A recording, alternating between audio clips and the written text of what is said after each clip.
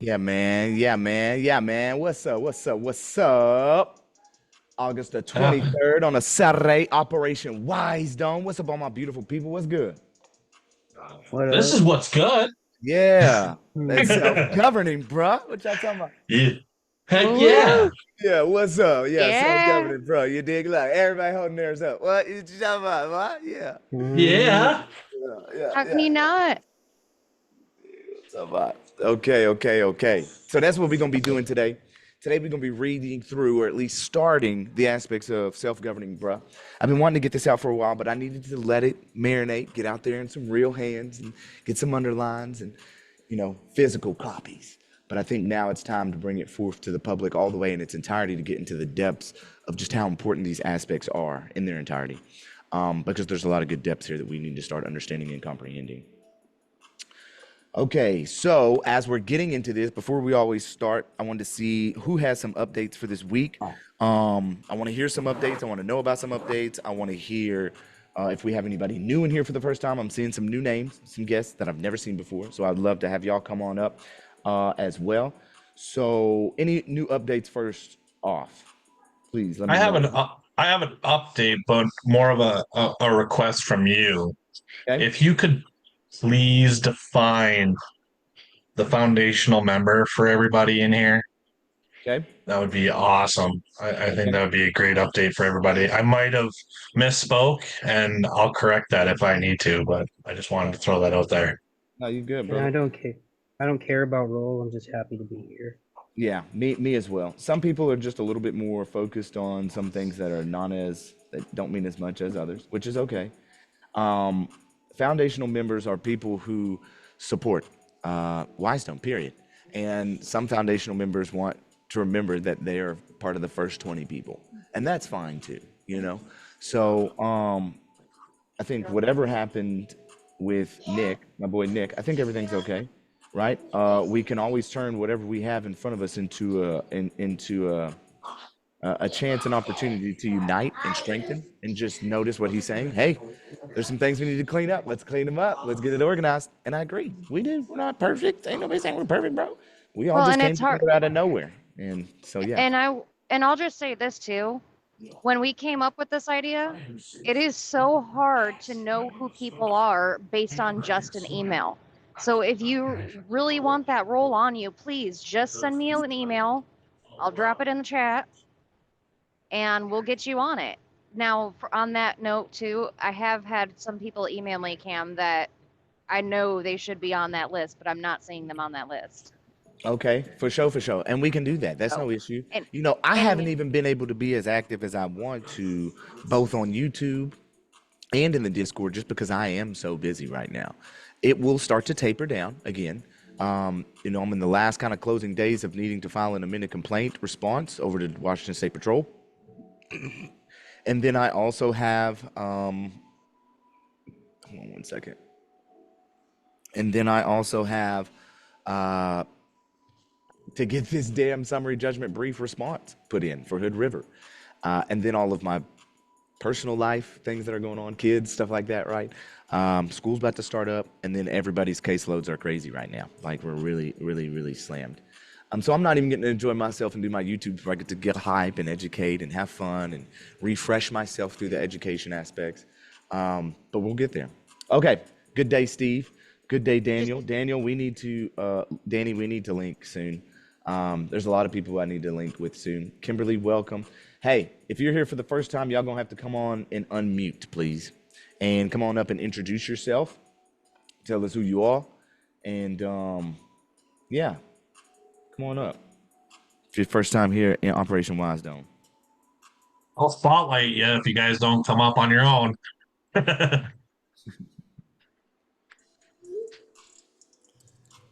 Well, I think I saw somebody was just on camera that was new for the first time. We got Eric, we got Gabby, we got Gabe. Let's see here. Ask to start video. Gabe asked to start video. Eric asked to unmute. Angel Escobedo. Let's see. Asked to start video. Asked to unmute. Tim guest. Ask to start video. Ask to unmute. Victoria, ask to start video. Ask to unmute. Hey, can y'all come on up and introduce yourselves? Tell us where you're from, how you found us. Gabe, you want to go first? Hello, my name's Gabriela. I'm here in Houston, really close to Houston, Texas. I had a meeting with you, Cam, but it was rescheduled, and then I rescheduled it, and then again it was rescheduled. So I don't know, maybe I didn't reschedule it again. So anyway, I'm What's kind your of email? What's your email? GZG0329 @yahoo.com. It's been a while. 0320 yahoo.com. You said GZG0329 at Yahoo? Yes, sir. Okay, I'll look it up for you. Where did you find us at? I have you in Facebook, and Okay. I saw one of your, and I'm like, oh wait, he's inviting everybody, so that's how I found. Yeah, today we doing Operation Wisedome, straight up on self-governing, bruh. Yeah, and it was like back whenever it was barely starting, and then Okay, I see need an to show appointment.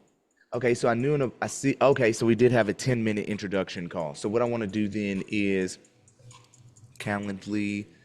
Sometimes those just get skipped through, but Yeah. maybe something was happening too. You know, my things been going crazy around my life recently. Yeah, So I knew you were busy. I'm like, you know what? Let me just. copy link. I've been in a couple of classes with Okay. Alira, so I'm learning. Okay. Yeah, They might Alira. remember That's her. my They're girl. little That's new, my but- girl, Alira. All right, check it out. Oh, that's the same thing. I gotta copy this link for you. Let's see, copy link. And in the chat right now is another link for you to go ahead and do another rescheduling for me. So just click that link, reschedule with me. We'll get to you, okay? Okay, yeah, because I had like a specific question for you, but yeah, I'll reschedule it for sure. Okay, cool. What else? That's it? Um, Just introduction, right? Yeah, just introduction. You want to say something else? No, that's fine. All right. Are you What's cool? bringing you to the group? How about Yeah, that? what is bringing you here? Yeah. What's bringing you here? Oh, Learning? sorry. To learn. It's just it keeps pulling me back in. I'm like, wait, maybe this is not for me. Okay, let me get out. But I'm like, wait a minute, let me. And then they keep posting stuff that is interested, and I'm like, wait a minute, let me go back in and learn. At least, stay in the background. Let them. There's the ones that know. So I'm just here to learn, really. Well, I'll tell you this much. Power is addicting. At least empowerment within yourself is addicting. Yeah. We don't want to have power over others. We just want to have self-governance, power over ourselves. And that's why it's so important that we're going over self-governing today. But if I Eric. get it, like I'll help, Others? whole community, like it will be on if I do get it myself. So hopefully I will. You're going to get it. Watch, we're about to go through self-governing. I promise you're going to get it. And let me take notes then for sure. All right, watch out. All right, Gabe, what's up, Gabe? How you doing, bro?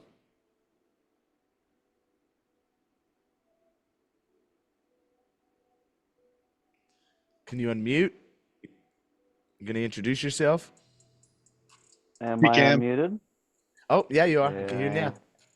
All right, cool. Yeah, I'm Gabe. I'm from Indiana, and I kind of found you guys through Brandon Joe Williams, and yeah, I'm hooked. I'm hooked. I can't stop learning the Constitution. Is really what it comes down to. It's great to find people that are actually willing to learn and teach, and I'm loving it. That's good. That's awesome. I'm glad to have you here, bro. Everybody unmute and welcome Gabby and Gabe. Welcome, Gabby. Welcome, Gabby and Gabe. Gabby and Gabe. Gabe, good to have you, man. On a Thanks. note of what Gabe just said, like Carl Miller said, Constitution is like a genie in a bottle. You gotta stroke it. Stroke it, baby. Stroke it. Eric, I see you over there, brother. Why don't you come up and introduce yourself? Hey, bro, how you doing? I'm doing good. Finally get into this. I've been trying for like 3-4 weeks. Where you come from? So, Where you at? Why you here? Southeast Ohio. Okay. What brought you to Operation Wisedome? Knowledge. Hey, Yeah. what county? I'm usually in No. Southeast Ohio. Hawking. Oh, hey, yeah, I went to Nelsonville. Yep. Yep. 20 minutes from here. Yeah. Hey, I'll be out that way this fall. Maybe we can meet up. Sure. You know Hopefully not in where, jail. haven't been, don't want to be. You know where Why is Galore it? and Orville is. So, yeah, it's not bad down here. Are you facing any kind of charges? Having issues with Fenton County at all? No. Cool. The only Good. thing I have that I'm going to be doing is a 1983 against the child support unit. Okay, yeah. That's where I'm going with. Trail 'em. I really hope I don't have to go through no child support bullshit. Oh my It's god. all about money. It's all about money. Oh my god. If I ever do, I'm gonna fight it. But geez, Louise, I don't want to. I'll tell you that Well, much right Cameron, you've got the gift. now. I've got a gift, man, but No, I meant like the file. oh, Well, child it's true. support's a totally different animal. That's an old one though. That's an old one, which needs remixing. But yes, that is true. I do have the gift. That's cool. You know what's crazy, man, is that I had gotten, I had obtained that 2022 just because I saw some issues and I was like, man, I don't want to ever have to use this. But I might have to these days. You never know. But I don't think so. I think everything will be all right on those. All right. So who else? Nobody else? That's it for right now? That's all. Welcome to Wisedome, Eric. I just want to say that. Oh, yep. Yes. Welcome to Wisedome, Eric. Thank you. Welcome, Eric. Thank you. Eric, if you want to talk to somebody about child support, I'm going to place my phone number in the chat. You can give me a call. All right. Yeah. Press I've got time. a lot of knowledge of it. I don't have a lot with the whole support or what I want to say, the whole custody issue, but I do know a lot of other issues in it. I do know Blessings v. Freestone is one of the best places to start as far as a court case. Hey, Angel Escobedo, are you gonna come up and introduce yourself?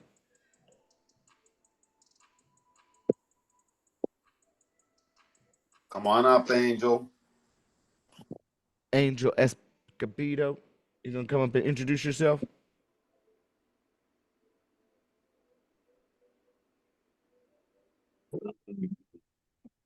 Yes, not. All right, so let's get started on everything today in relation to self-governing, bro. What?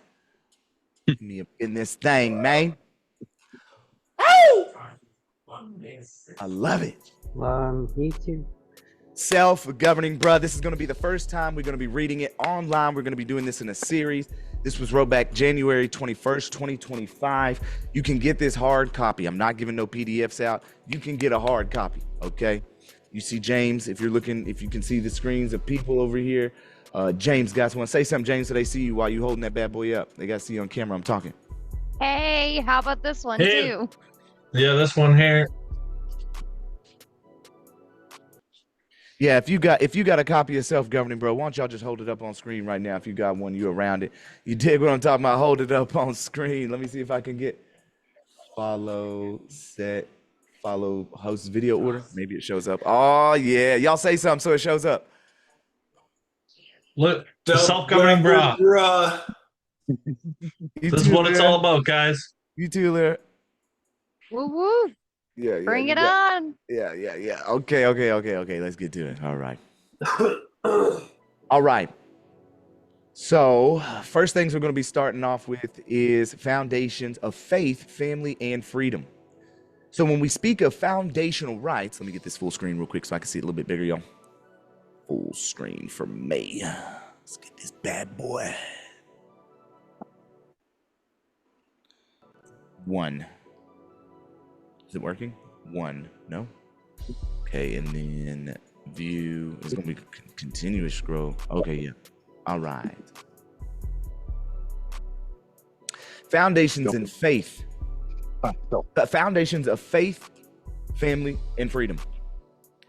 Divine source of rights. Now, when we speak of our foundational rights or any foundational rights, we do not reference mere privileges bestowed by earthly authorities, meaning no one here on earth has authority over you until you've brought harm to somebody else. Rather, we acknowledge an enduring tradition rooted in both history and faith that posits an unalienable liberty. Our unalienable liberties come from a creator beyond mortal jurisdiction.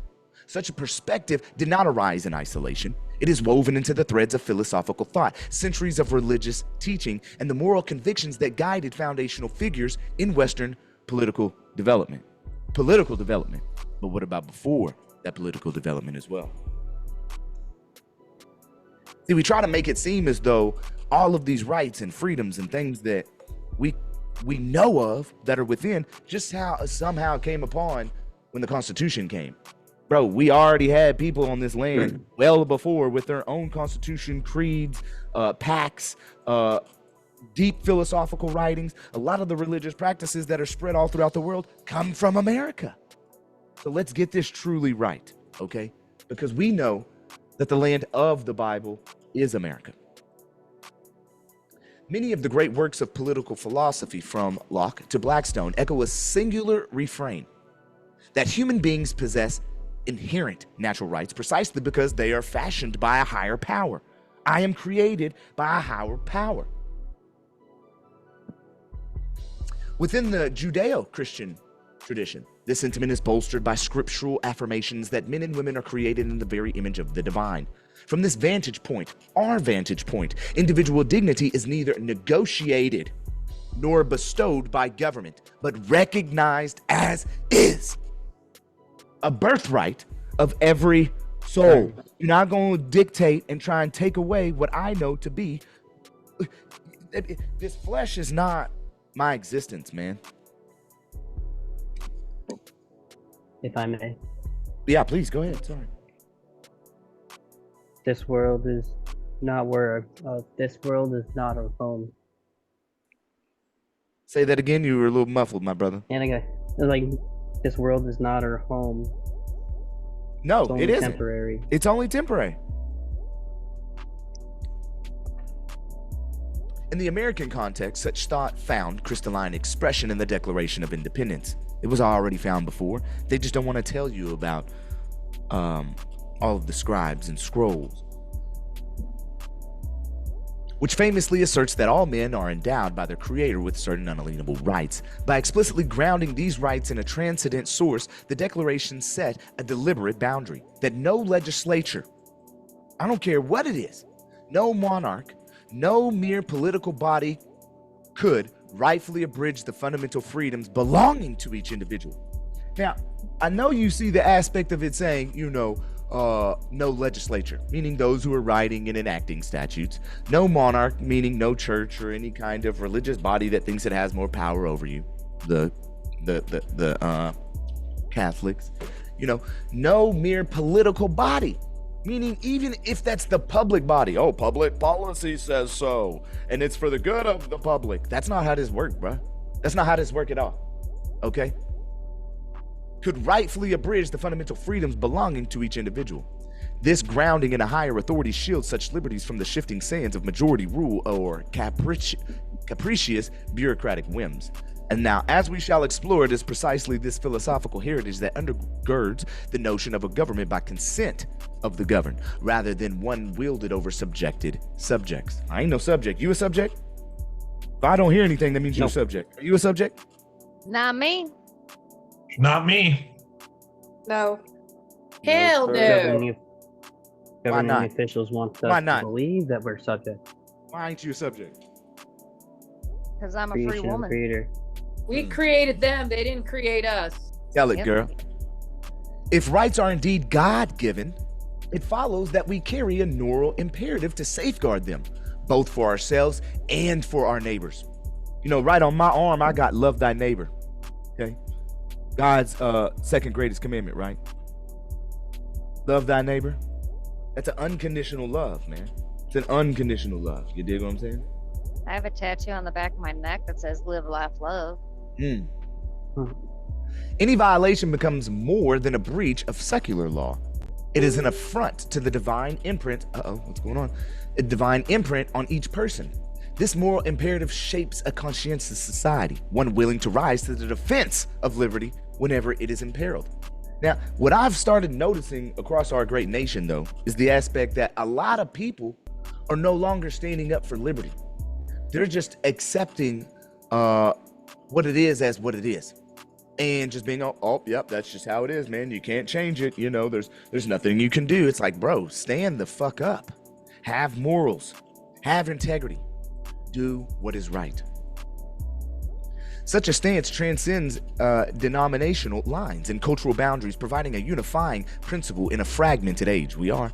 Whether one views it through the lens of faith, philosophy, or ethical humanism, the conclusion remains the same. In protecting the inherent rights of each individual, we uphold the moral order laid out by the very source of our being, the very essence of our core, the very breath that we take. Crucially, the constitutional framework of the United States did not seek to supplant this higher moral law. Let's read that one more time. Crucially, the constitutional framework of the United States did not seek to supplant this higher moral law. What higher moral law is that, y'all? Natural law. Natural law. Rather, it endeavored to preserve and enshrine it within a civil and functional system of governance that was created by we the people, you and I, our ancestors. Well, I don't get what they don't understand. Well, you're not those people back then that wrote it. Then how am I here today? I am a living being of my ancestors that upheld liberty. I am my ancestors. Don't sit here and tell me nothing. Everything runs through me, just like it runs through you. Our forebears recognized, our ancestors recognized that a just nation might codify these rights in part, but never replace them. For their ultimate authority rests beyond a mortal reach. In the chapters that follow, and as we read, we shall see how this divine source of rights weaves through the court rulings, statutes, and personal convictions, shaping the spiritual and legal tapestry upon which America's founding narrative is drawn. But not huehue tlapalans.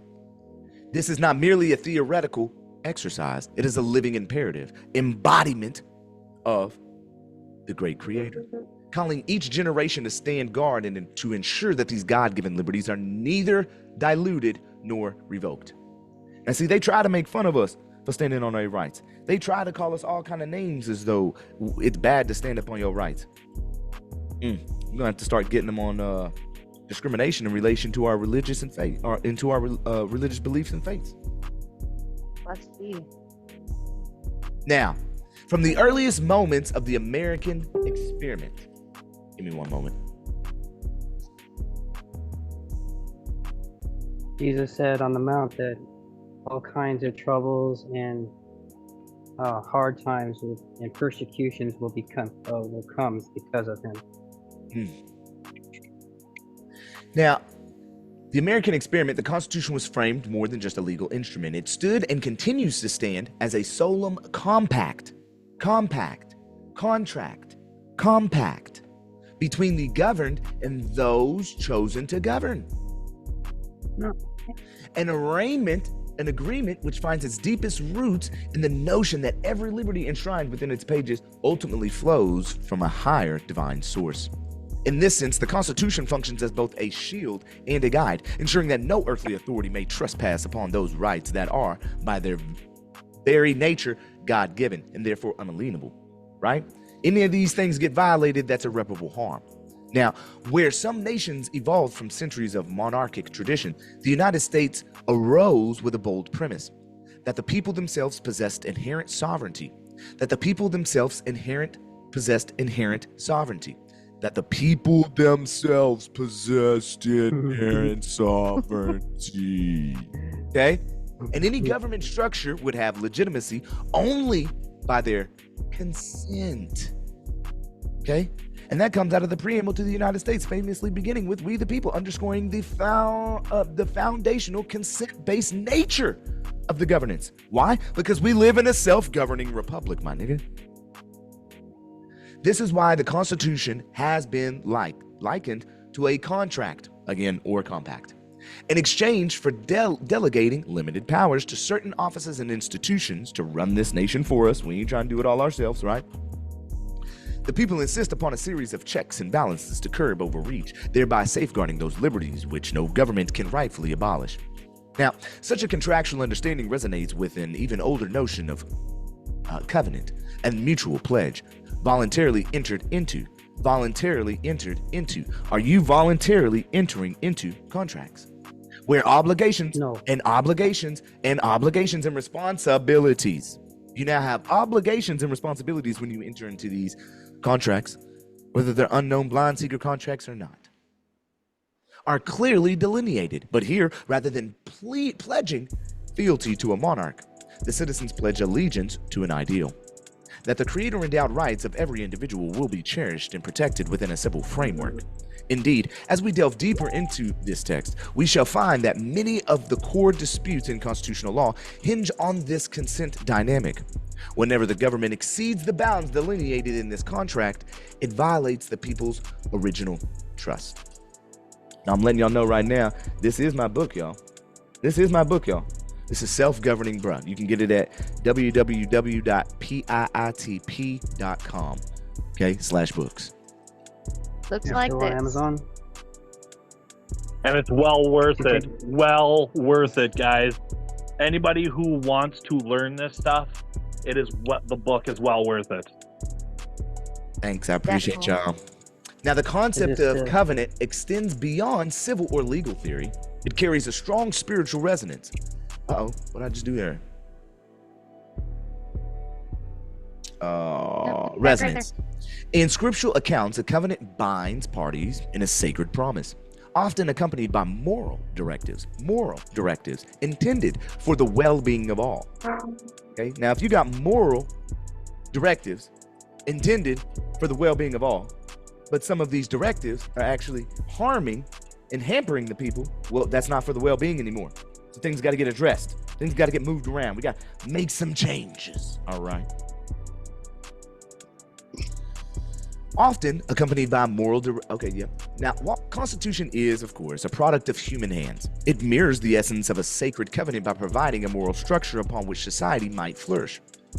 And when the framers, our ancestors, gathered at the Constitution Convention of 1787, they did so with a keen awareness of that raw power of God, unchecked by higher principles, devolves into tyranny. Thus, that raw power unchecked by, so thus, the deliberations integrated the universal moral law into civil governance. They recognize that genuine justice must honor the dignity of every soul, not person, not body, but soul. Not materialistic things, but soul. A dignity that has its origin in something greater than human law alone. In designing a tripartite system, the founders, our ancestors, effectively transplanted a measure of divine order into a framework of earthly jurisprudence, striving to reflect a moral balance within each branch of government, and thus safeguard the public good against corruption. Just as the sacred covenant outlines reciprocal commitments, so too the Constitution enumerates mutual duties and restrictions. Government officials swear an oath to uphold it, and the people at large assume the responsibility of vigilance, lest the blessings of liberty fade through negligence or apathy. This shared commitment has underpinned centuries of American political life, even enduring the times of accurate division, war, and social change. Now, pivotal to understanding the American ethos is grasping why we, the people, hold ultimate sovereignty. I want to ask you, why do we, the people, hold ultimate sovereignty? Wisedomians? We are the creator. We're the creation of the creator, and we created them. What else, Wisedomians? God is sovereign. We, the people, have sovereignty. We are created by the creator. Far from being subjects, like you all said earlier, to a king, oh my God, or an aloof ruling class, citizens collectively form the wellspring of political power.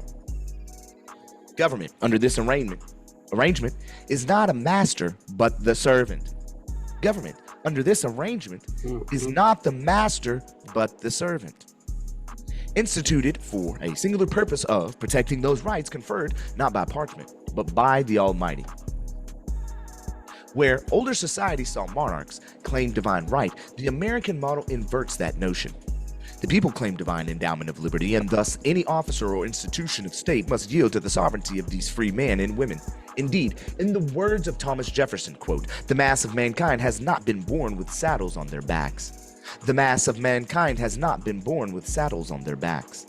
The mass of mankind has not been put in these slave chains in which you are trying to psychologically place us in by making us acquiesce into contracts that we don't even fucking need.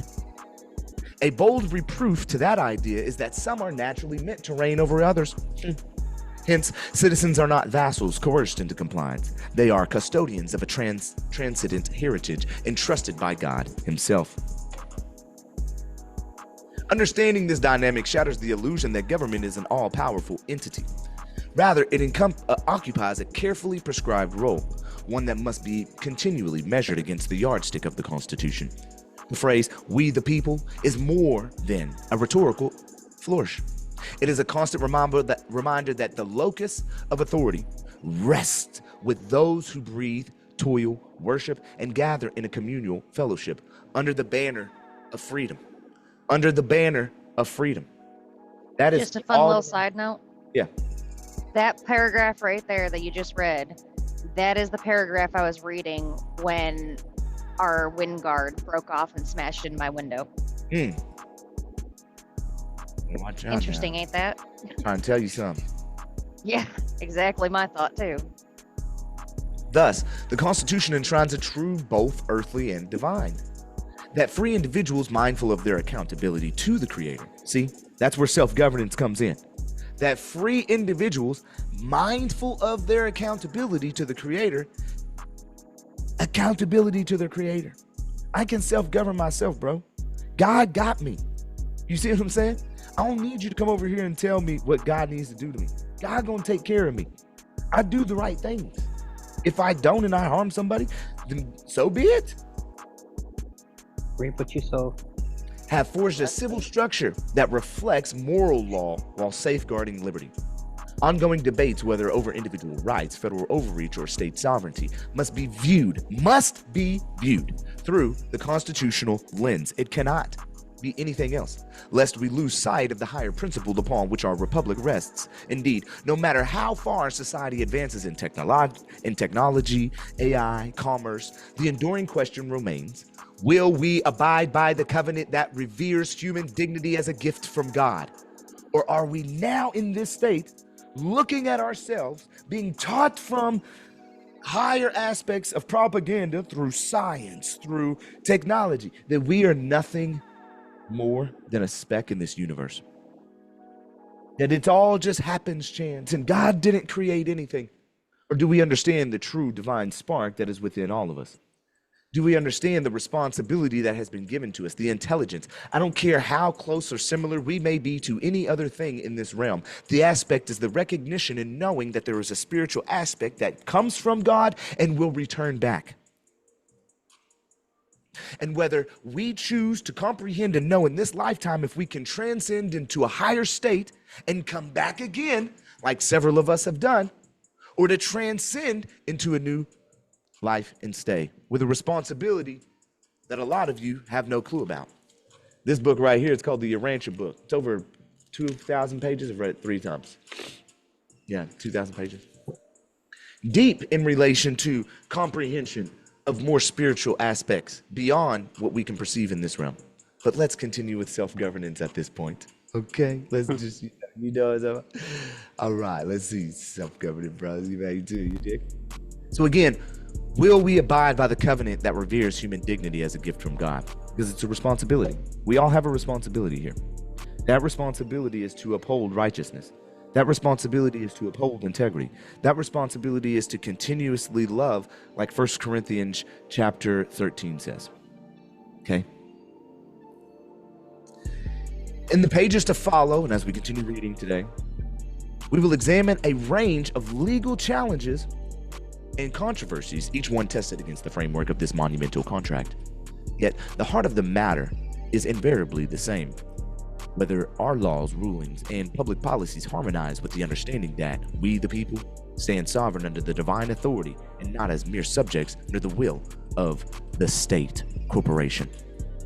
So Amid the swirl of the conflicting ideologies and polarizing rhetoric, there stands a noble aspiration woven into the very fabric of our republic, that all peoples, regardless of their background, class, or creed, would discover a shared destiny in the pursuit of justice and liberty. Oh, tell me something more, tell me something that's greater than that to say about what we have created all here together. There stands a noble aspiration woven to the very fabric of Wisedome, that all peoples, regardless of background, class, or creed, would discover a shared destiny in the pursuit of justice and liberty. There can be nothing more that I devote myself to than that statement there, other than we are all part of the great creator I am. But in that is this. So does that become a motto? Does that become a creed? Does that become a statement we live by constantly and repeat? For we know as an American, we have a duty. For centuries, this land has been beckoning the wary and the hopeful alike, offering the promise of freedom under a constitutional framework that acknowledges rights derived from the higher authority. That acknowledges, where am I having my courts? Please tell me, where can I go to get my rights that are derived from the higher authority granted to me? Well, if we ask Miguel, it's apparently in the Supreme Court. Especially when we get motions granted in relation to violations of creator-endowed rights. It's pretty crazy. I've never seen a motion that, you know, we've put together as far as in Wisedome with anyone that has gotten motions approved on the Supreme Court level, specifically stating for violations of creator-endowed rights. It's huge. This has happened within the past week and a half, y'all. It's huge. We're winning. We're comprehending. We're learning. We're growing. We're expanding. We are the I am. And the I am is making this moment now in time bigger on than it has been since 1776. Some may ask why? Why? Why is this happening? We're in the age of Aquarius, truly. And the last time we were truly in the age of Aquarius was during the time of the Constitution. We need to understand that things fall in cycles. Energies that are sent from the stars above translate and instill and empower. These are divine things that we cannot comprehend. Maybe you might have to do maybe you might have to go down to South America, do you some ayahuasca. Okay, maybe you might have a friend that's got you some DMT around. But opening up your third eye allows you to understand how many realities are currently before us now. And those who experience these things all see the same thing. You can't tell me with all of our backgrounds and all of our experiences that you do DMT one time when we all see the same thing. How is it possible? How can that be? It's because what we're seeing is there. What we're seeing is real. The feelings of knowing, again, what death is, it may, as scary as it may be, the recognition of knowing I've been there before, oh, that's enough for me. That's enough for me.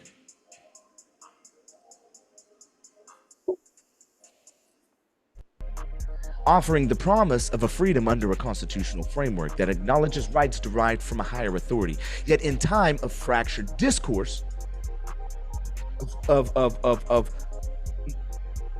the political body continuously growing as a bacteria, as a leech, we face fresh calling to rediscover the unity of wisdom and knowledge that transcends our differences. From the earliest chapters in the American story, let's just say we even go back to Huehuetlapan. There existed a tension between the stated ideals of liberty and the social realities of discrimination or exclusion. However, the constitutional promise provides a constant reminder that under God's law, all souls share an intrinsic worth. We look past the material being. That's what I say. When I look in your eyes, I understand that there is a spark of God. I don't look at you as just a person. I understand that I am looking at God. I understand that I am looking at God. This principle compels us to open our arms to every culture and every class. See, it's so hard because I have so much love because of my situations and experiences in life. You know, in 2011, I never would have thought that I would have died. I never would have thought that I would have lost my leg. But when that happened to me, my whole life changed. My whole perspective changed on life. I became a different person. Seriously. I was not the same. 100%. Completely changed. Before, I'm this guy out here in the streets rapping, doing his thing. Everybody loves your boy. I got chains. I've always had Cadillacs since I'm 16. A different kind of person. Different kind of person. Once I died and came back, I realized that life is so short. And we take for granted a lot of things. And we waste a lot of time. We waste a lot of time. And since that time, it's made me become more aware that I have a true purpose. I've allowed myself to be guided into the purpose. I remember, I'm looking at old photos recently. It's what you do when you miss. And I'm looking at old things that's going on, and I look at 2021, I think, and how I was already speaking of knowing that these things were going to come into existence. I wrote an article in 2022, knowing that these things were going to come into existence, whether I found them for myself and I was helping someone, or whether we implemented it to what God has given us now. The whole aspect is God's got a plan. Let me be your example to tell you, don't fight God's plan. It don't matter if you don't want it. It don't matter. You're going to have to accept it.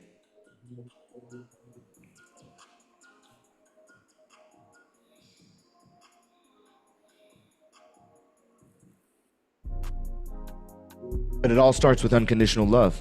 And that unconditional love comes from God. And through my accident, unconditional love was what I was bestowed. And that's for everybody.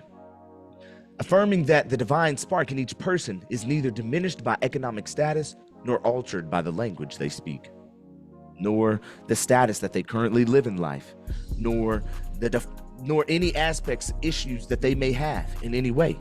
Like, you see someone with an issue, like we saw someone with an issue the other day. We was at JCPenney's. I was getting, baby girl wanted some Ariana Grande perfume for school starting up. I was like, are you serious? She's like, yes, daddy, I gotta have it. Oh, girl. So we go up there and there's this guy. He's in the parking lot and he's rolling around, no shoes, dirty as hell, all on drugs, can't pronounce, a sentence. And I, just spewing out words. Luna's looking at him and I'm just like, I love you, bro. I love you, bro. And he focused and said right back to me, I love you too. I love you too.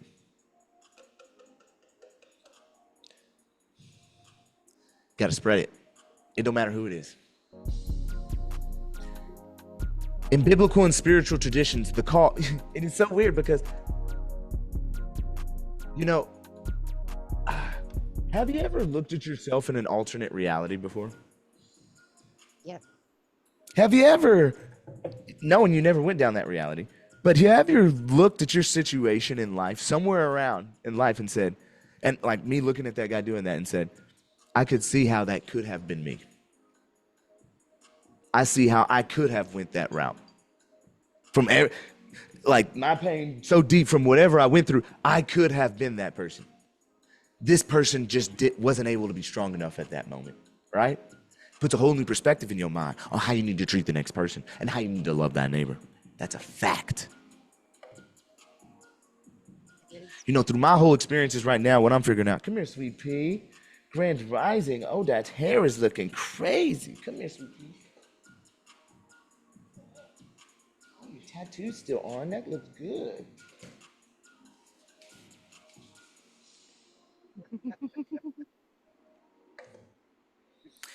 So in biblical and spiritual traditions, to call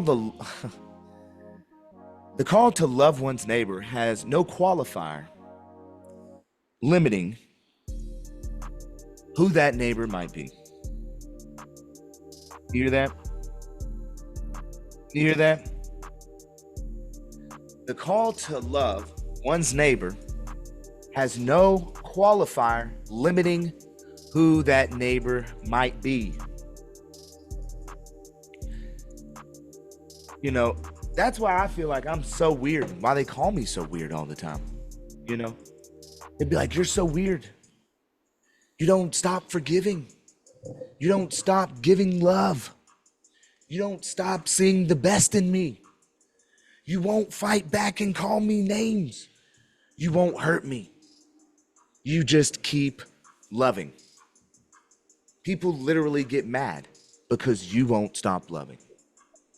People literally get mad because you won't stop doing the right thing. I'm sorry. I ain't gonna do it. I've learned what Christ consciousness is.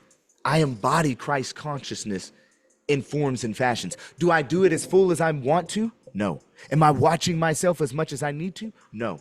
Do I have enough accountability coming from others? No. But am I trying and striving? By God, as my witness.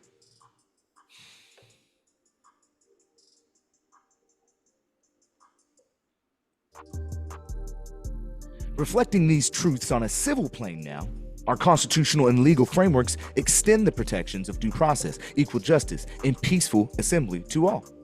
Though it may seem lawfully or even naive to dream of a unity so broad. You know, I was out in Kansas, and you know, we talking about this deeply while shrooming, and I just crumble and I say the burden, because you realize the burden is heavy, but the strength in us is beyond the burden. We got God and the great creator in the universe working behind us. You see? So if we just dependent upon ourselves, we know it ain't gonna work. But if we put in full faith and stepping in that faith, it comes to pass. And it is in the fact, the moral and philosophical underpinning of this grand republic, whenever justice is selectively applied or withheld based on ethnicity, socioeconomic standing, or creed, the entire edifice of our constitutional design is under siege. Thus, our pursuit of national cohesion is more than a policy aim. It is a moral, God-given, American self-governance obligation. We strive to see in each other the fellow brethren and God-like nature that allows you to be bound by shared humanity. Indeed, even when addressing thorny legal questions and navigating conflicting viewpoints, which we do all the time, we must remember that law and policy are ultimately servants of us, the people, existing to protect and nurture a diverse family of equals under heaven. That should always be the main point. That should always be the first thing that is brought up. Or did any constitutional violations occur within these matters here today? If not, we can't proceed, correct? How can you proceed when constitutional violations are currently in place? Joe Martin, come on, man. Sorry, this is Jacob here, just calling in from Zoom. We've been getting reports of suspicious activity on this Zoom. Just wondering if you've seen anything like that, or if not, I'm free to go. What kind of suspicious activity? There's been a couple of people who've been trying to hijack this meeting. I'm working remotely from Zoom. I have my credentials if needed. Wow. That's a first. Is that what's being drawn on the screen then? Wow. Yeah, because that just started when you dropped in. It's bound to happen. Do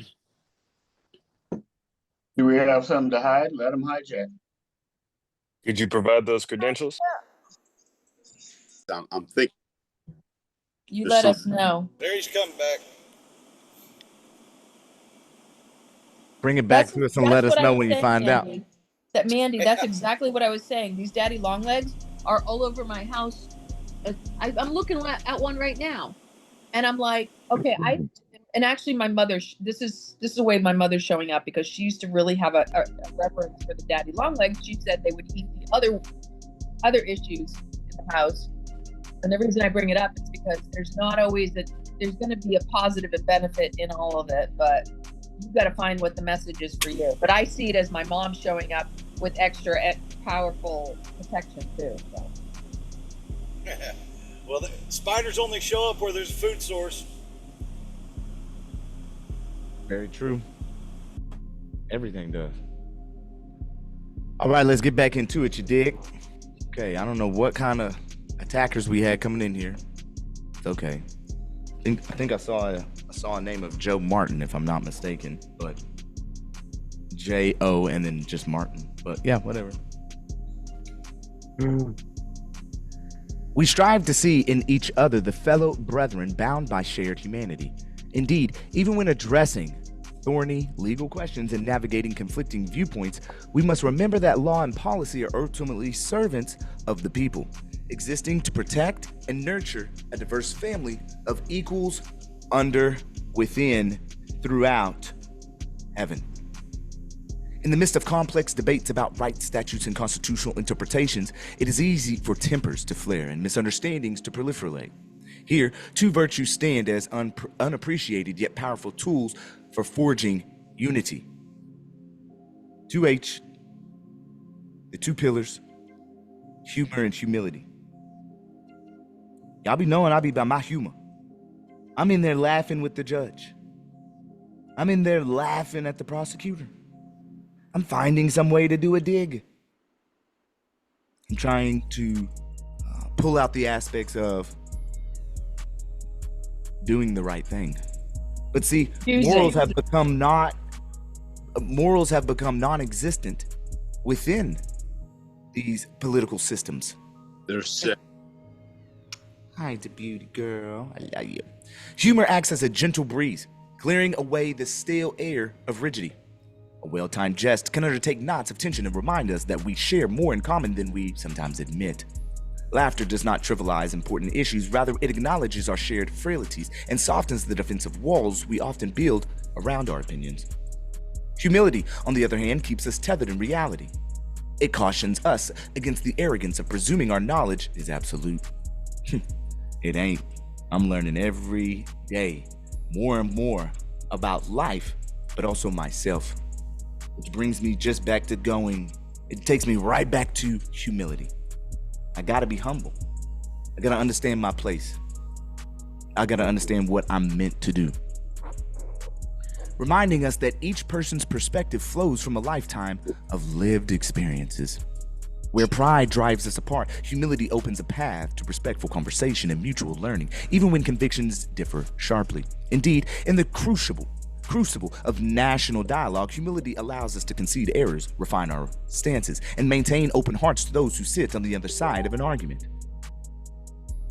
Yet, unity does not mean sacrificing truth on the altar of harmony. Holding our ground on unchanging moral principles is essential.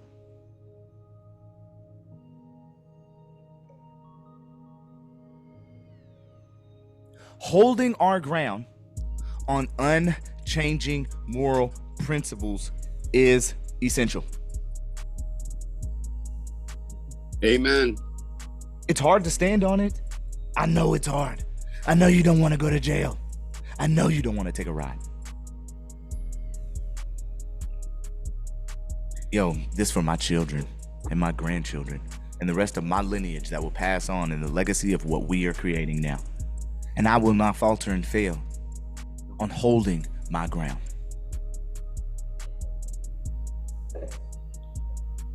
Neither humor nor humility should devolve into equivocation. For if we lose grip on what is true, we have abandoned the very reason for seeking common ground in the first place. Hold on one second.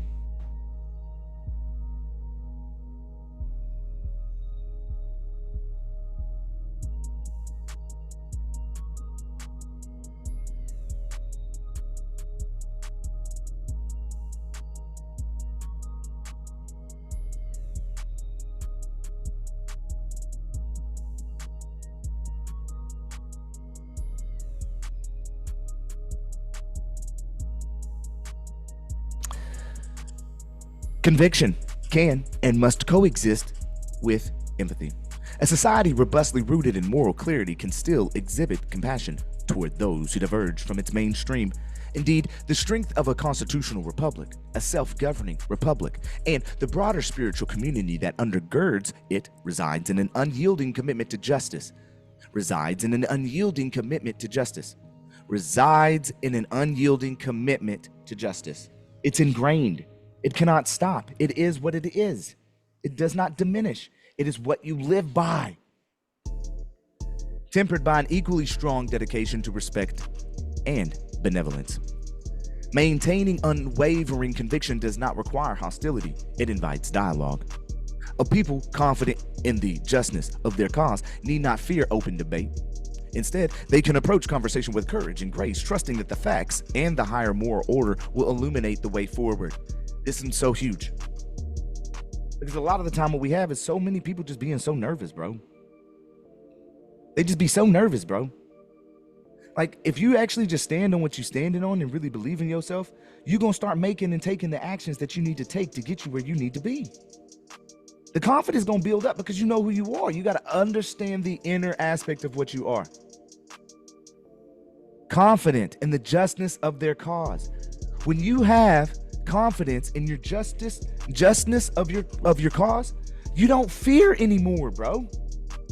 You're literally bringing forth what's already ingrained in you. Instead, they can approach conversation with courage and grace, trusting that the facts and the higher moral order will illuminate and make your path forward happen. Envisioning it, bringing it forth.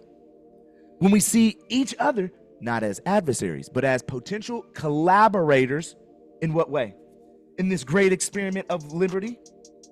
In this compassion and moral aspect of understanding that we are of a higher order? Of recognition of creator-endowed rights and liberties? It's not hard to get them there. Must we remove them, in our case, to a higher court? Let's remove it to federal if we need to. Let's move it up from municipal to a district and see if we get somewhere. All it requires is a notice and demand or a motion. We can harness our diverse talents and beliefs to refine policy, which is what we was talking about this morning in relation to domestic violence. Really policy fault. It is policy, for those who have signed up in a sense, but for the statutes in the states. Foster community in its unity of growth and knowledge. Where there is knowledge, there is growth. My boy Danny was saying it earlier. Where there's freedom, there is creation. Amen. And uphold the light of truth. In closing this chapter, let us affirm that the call to unity resonates loudly within our hearts precisely because it is inseparable from our God-given dignity.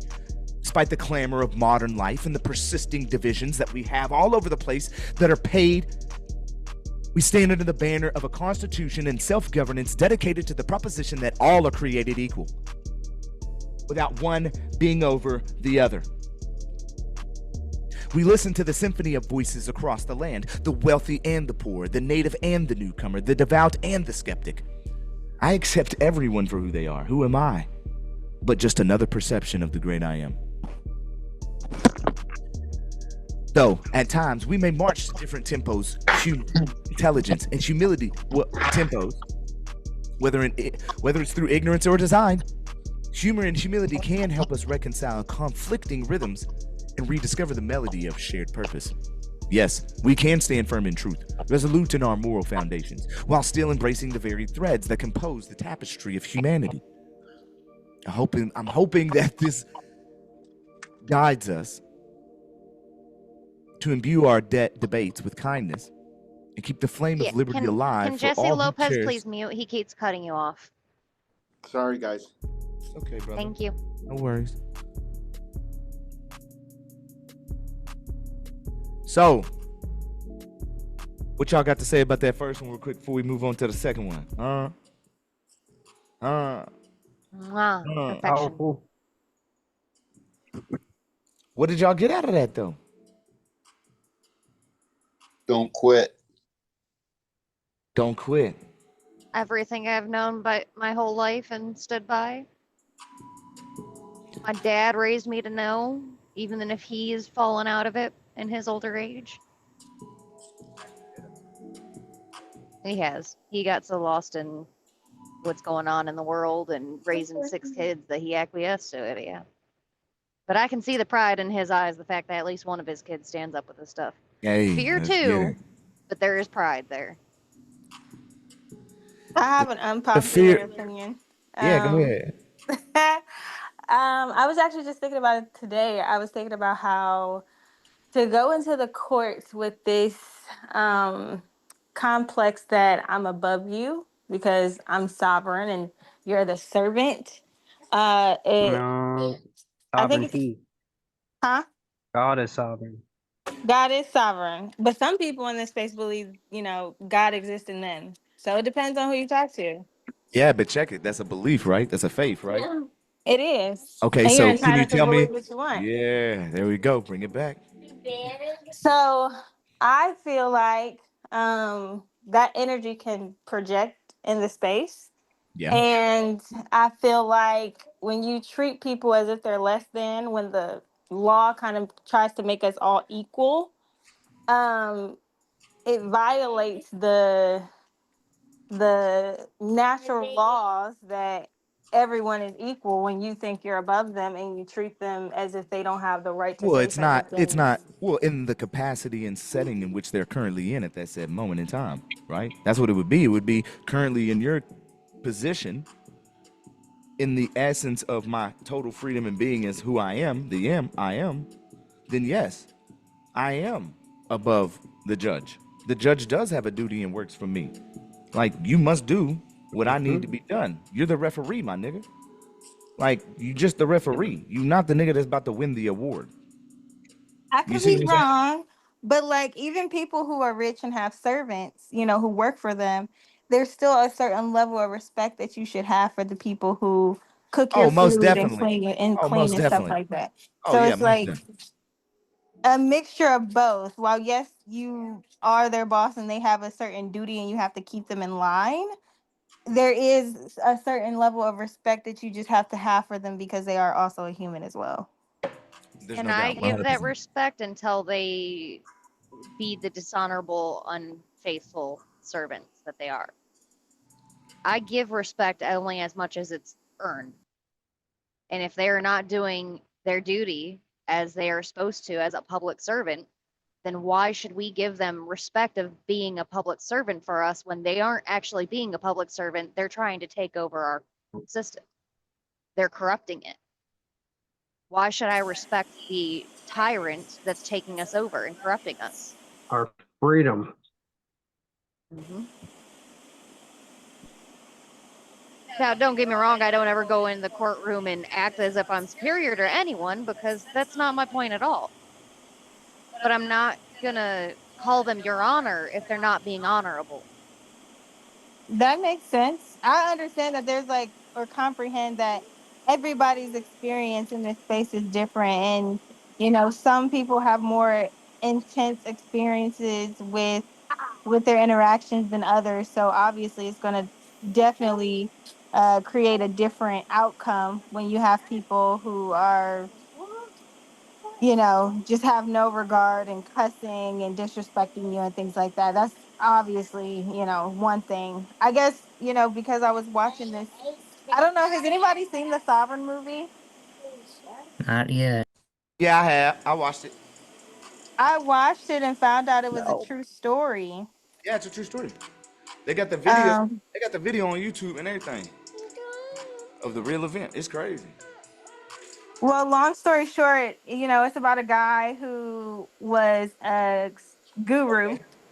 And he would do events Explain. and he would talk about how to do the mortgage and rescind the mortgage contract, and he had the right to travel and things like that. And he was teaching his son this stuff, that his son was a homeschool kid, and he ended up getting pulled over again. And I don't know what happened outside of the camera, but within 5 seconds of his dad being out of the frame, it looked like he was showing him the dad was showing him his documents. I don't know what transpired in that small, like it was like 5 seconds, and then the kid gets out the car and shoots the Yeah, both that's motorcycles. the whole sovereign citizen movement thing that they want to push, that propaganda, because of that situation, right? So let's say you take you can do the same with anything now. You know, it's the aspect of, oh, you remember they said, oh, the jihadis, crashed the planes into 9/11. Well, what happens right after that? Everybody becomes biased and prejudiced against anybody who's Middle Eastern. They were literally questioning them. You know what I'm saying? All based on a lie, first off.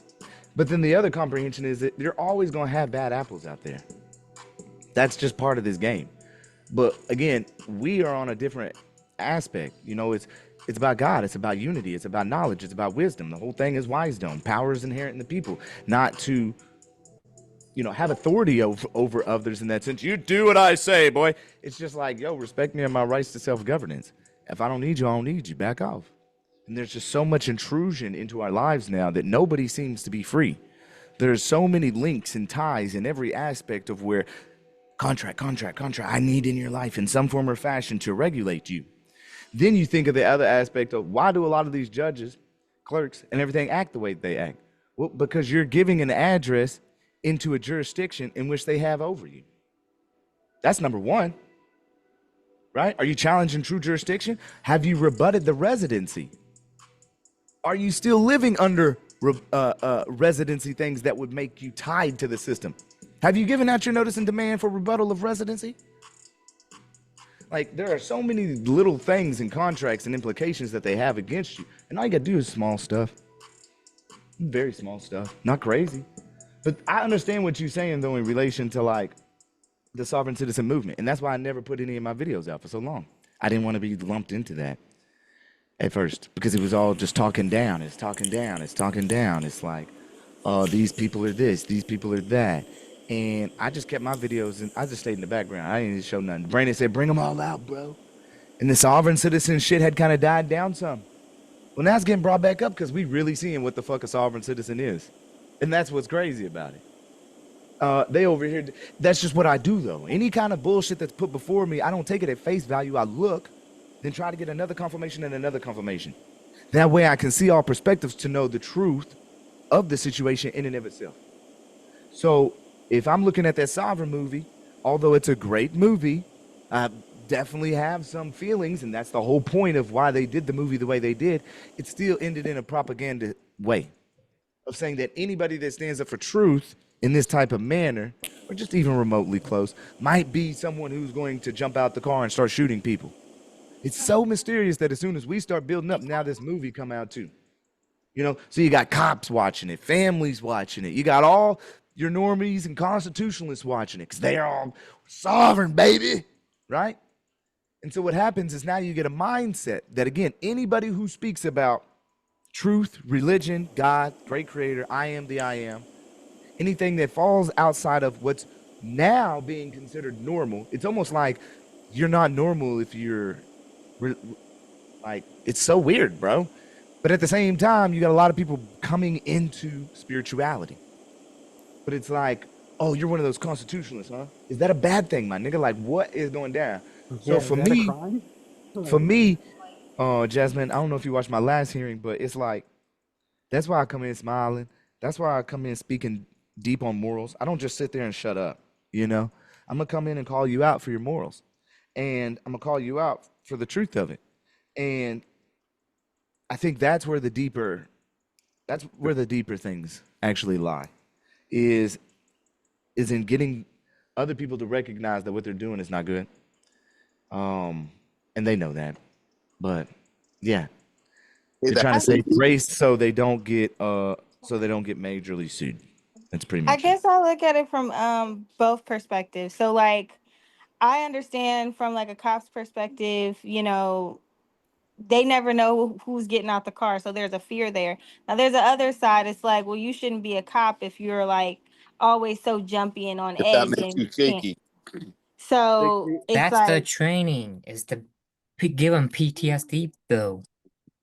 It's just a pile of excuses, my friends. That's all Well, it when you is. send these guys Nothing more. out to commit Nothing more. crimes on the side of the road, I second it's that. dangerous, and they're gonna, they shouldn't be doing that in the first place.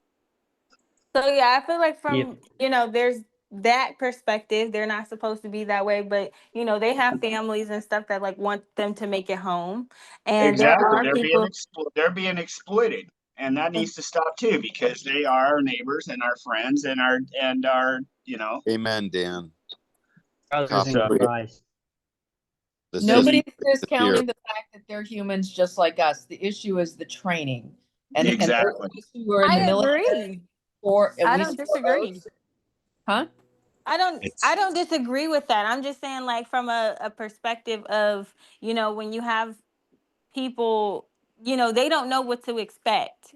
So they don't know how far That's how they're extreme trained. you are. They're But that's the trained same, but the same thing on our side, we don't know what to expect either. Cause I feel some type of, like, every time I go into a court, I'm nervous because I'm like, I don't know what kind of judge I'm gonna get today. I don't know if I'm gonna get one who is, who actually cares about the oath that they took and the canons that they're supposed to abide by, I or if I'm think you gonna get just somebody who.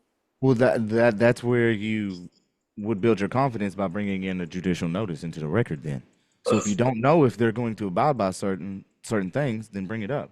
I just want to bring up an issue for the court today, or really not an issue. I just want to address a matter real quick in relation to a judicial notice motion that I filed. I wanted to make sure that the honorable court has received that and will be either responding in some form or fashion, or would take judicial notice of all the bodies of law that I'm introducing into the court and this case here today. Simple, done, easy. You have your document with your judicial notice. You're letting them know what all you're bringing into the record, bringing into the court to play on. When you start standing on that, you lose that fear. How's the judge going to operate? Well, you just brought it in. How do you want him to operate? Again, you moved the court, Jasmine. You moved the other aspect on that is that, like, look at your depositions. With your words. All three of those cops that you deposed, they weren't familiar with the Fifth Amendment. They weren't familiar with the Fourth Amendment. They weren't familiar with the First Amendment. They weren't able to even tell you. Most people know the Fourth off by heart, know the Fifth. Anybody who gets into, I'm not traveling in a commercial capacity, understands the Fourth Amendment, understands the Fifth Amendment, and they're able to tell you what it means. You just deposed 3 officers who couldn't even give you the basic definition of what the Fifth, the Fourth, or the First was, and the chief executive at that. So what does that tell you?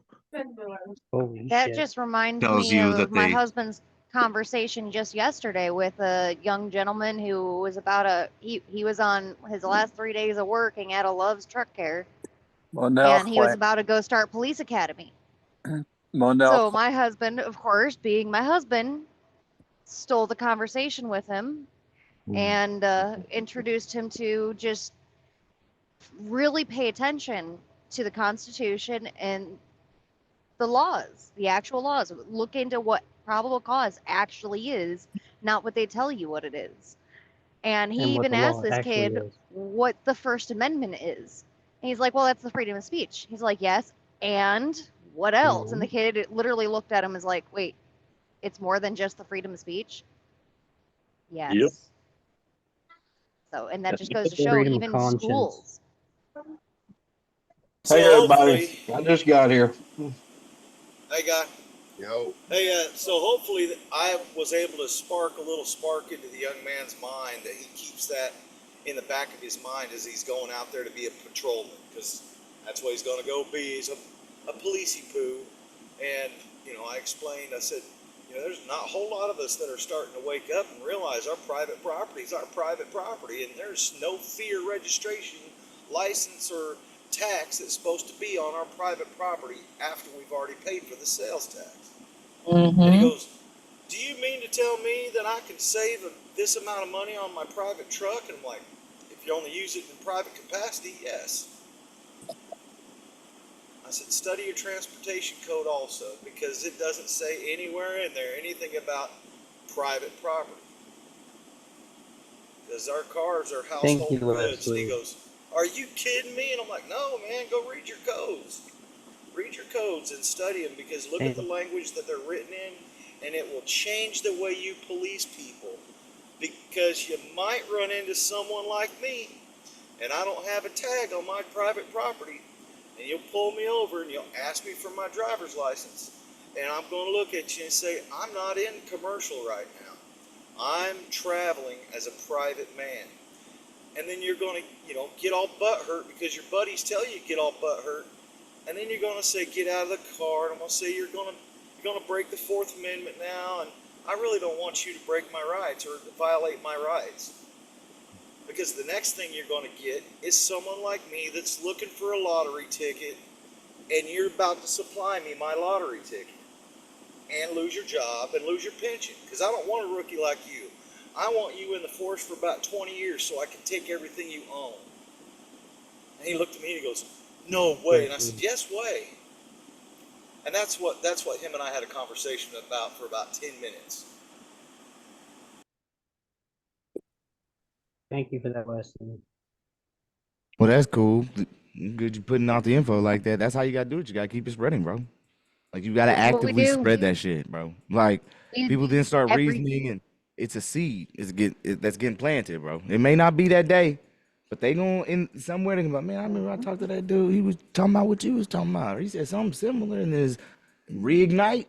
I'm telling you, it happens all the time. Every chance we get, we tell people. Slowing one giant at a time. Yes, sir. Good point. Good point, Cameron. Just think of the seed that's got implanted in our minds through school and as we was growing up, and it's scary what we've become numb to, I guess you could say. Exactly. There's no doubt, 100%. Yeah. All right, so let's that get was into Chris chapter. Christie with his beard. All right, so let's get into chapter 2 for self-governing bruh. Again, if you don't know what we're reading from, this is my book, my second book that I authored, and you can get Right it at piitp.com, or you can also get it on Amazon, I believe, but up to you. So the lack of ratification of commencement and real party in interest. Standing an injury in fact, not in accusations, not on declarations or informations. I need that bad boy in fact, bro. I need y'all to have some evidence. I don't want no motherfucking hearsay on no police report. At the core of our judicial process lies the fundamental question: who is truly entitled to seek the court's intervention? Under Federal Rule of Civil Procedure 17A, an action must be prosecuted in the name of the real party in interest. In the name of the real party in interest. In interest. I need to know which party, which body of the public is going to come forth with it. In tandem with this requirement, courts also look to the principles of standing, which demand a clear injury in fact. Injury in fact, nature and cause. Injury in fact, nature and cause, injury fact. Caused by the defendant and redressable by the court. From a purely legal standpoint, standing ensures our courts resolve only those controversies grounded in real world harms. No matter how fervent or philosophically intriguing a dispute may be, it simply does not belong in the judiciary unless an actual human being or property constituted entity can show a personal stake in the outcome. Oh, shit. Damn. This threshold blocks the floodgates against hypothetical or political questions then. Yet in the importance of standing extends well beyond the technicalities of jurisprudence. The concept reflects a deeper moral truth. Genuine justice requires a genuine victim. Genuine justice requires a genuine victim.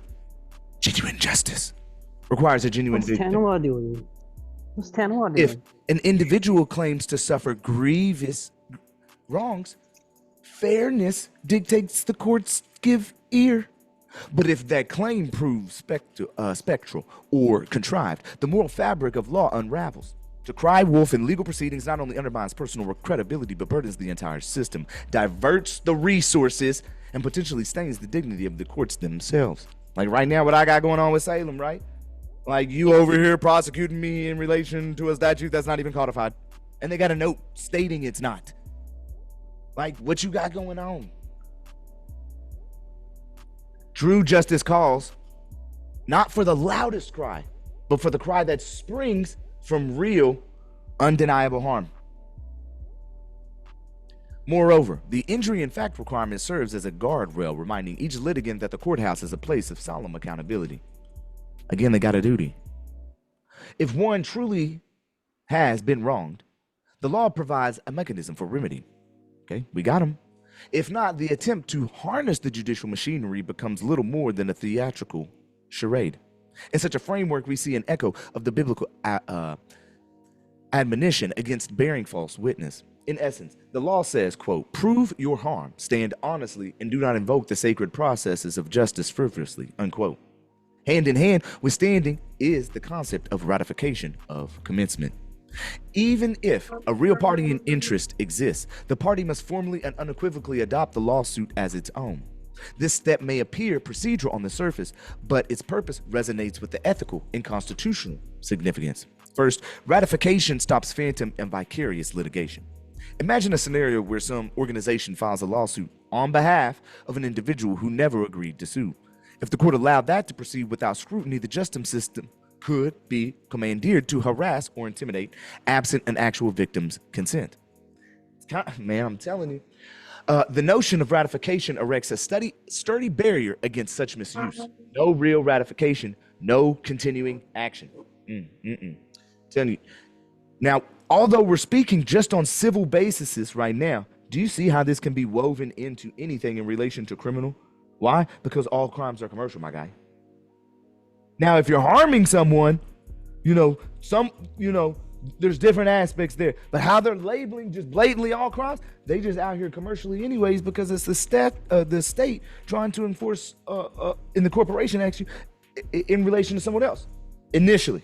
Now, if they get the indictment and they're moving on, to common law proceedings, okay, now we're getting to a different type story. Grand jury, if you're getting your grand jury. But even a lot of times, as we've seen with Erica Montgomery, okay, a lot of those grand jury hearings, they be, man, that was bad. I don't know what happened to that girl and why she didn't, man, okay. And then she still went to trial. I don't get it. I don't understand. Without this clarity, the adversarial system crumbles into confusion, undermining the defendant's opportunity to mount a proper defense. Third, at a moral level, ratification underscores the law's fidelity to truth over the illusion. In many spiritual traditions, truth-seeking stands as a pillar of righteous living. So by insisting on real party ratification, the courts effectively say, quote, we will not settle for secondhand stories of harm. We demand that the one who felt the sting of injury step forward, confirm it, and stand ready to prove it. Such a requirement resonates with the conscientious scruples found in biblical texts and other faith traditions, where direct testimony and personal accountability form essential foundations of justice. It elevates the judiciary to a realm where claims must ring with authenticity and where the process is safeguarded from manipulative or deceitful impulses. Now, when our ancestors and the framers of the Constitution envisioned a judicial system designed for we the people, they inherently integrated the concept that law springs from real-life wrongs, outside of the realm of self-governance.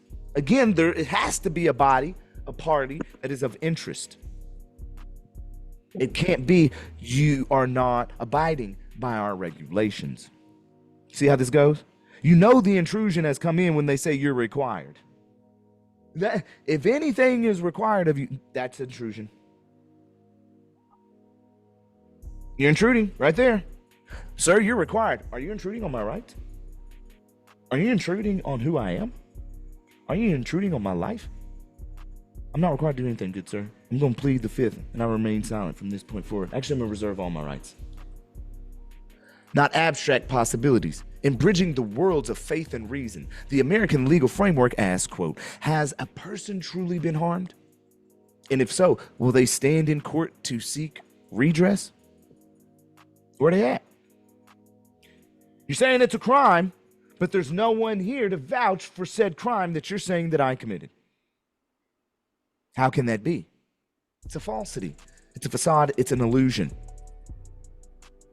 The synergy of moral impetus and constitutional doctrine underscores several key points. One, the protection against overreach. Requiring injury in fact and proper ratification ensures that government entities and private actors cannot wield lawsuits as instruments of coercion without a bona fide injured party. Two, the consensual legitimacy. The Constitution is built on the notion of consent, both by those who are governed and those who seek judicial relief. Ratification exemplifies this principle. One must voluntarily adapt an action to invoke the court's authority. It is alien to American jurisprudence that a plaintiff be ignorant or unwilling of or unwilling to endorse the case purportedly filed in their name. And 3, the validation of suffering. As a matter of moral law, the courts do not trivialize wrongdoing. Instead, by insisting on a real complainant, they affirm that true pain and loss must be addressed in good conscience. Whether that harm is physical, financial, or reputational. Oh my Jesus. Do you hear me? I'm just always saying this too. Thanks for the reminder. It has to be these things. The law holds space for real victims and discourages academic or hypothetical contests. Quote, law, like faith, demands sincerity. It cannot heal imaginary wounds nor comfort illusory victims, but it rushes to the aid of those genuinely in need. So, looking deeper, we find theological echoes in the principles. Accountability lies at the heart of scriptural teachings across many faiths, highlighting the importance of a direct relationship between one's transgression and the individual harmed. Just as one cannot repent for a sin that does not exist, so too the courts cannot administer justice for an injury that has not occurred. Let me skirt it back on your ass.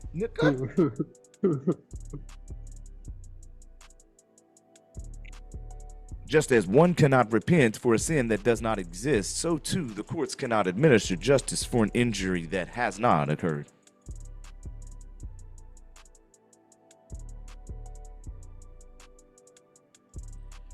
Rule 17A and the requirement of standing thus become more than procedural boxes to check.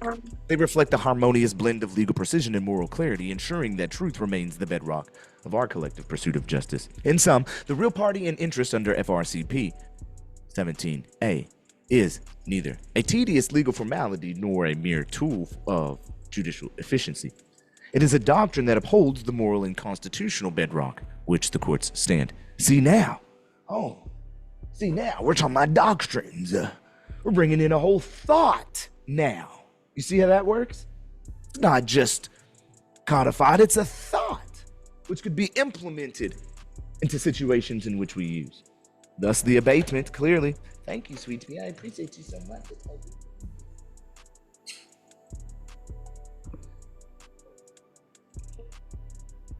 By demanding actual harm, genuine plaintiffs, and explicit ratification of legal actions, we safeguard the integrity of the judicial process. And in doing so, we affirm both the creator-endowed dignity of each individual and the deeply American principle that justice belongs to the people who truly bear the scars of wrongdoing. And that's in correlation to irreparable harm for show. No claim, no plaintiff. One of the most critical thresholds in any legal action is identifying whether a genuine claim is brought by a legitimate plaintiff. Now, if the state or its representative stands as a mere corporate entity, absent any real injured individual, then we must ask, does a valid cause of action exist at all? I'm asking you, does a valid cause, let's bring it back, and maybe some of y'all will unmute to answer this. We'll start it over. One of the most critical thresholds in any legal action is identifying whether a genuine claim is brought by a legitimate plaintiff.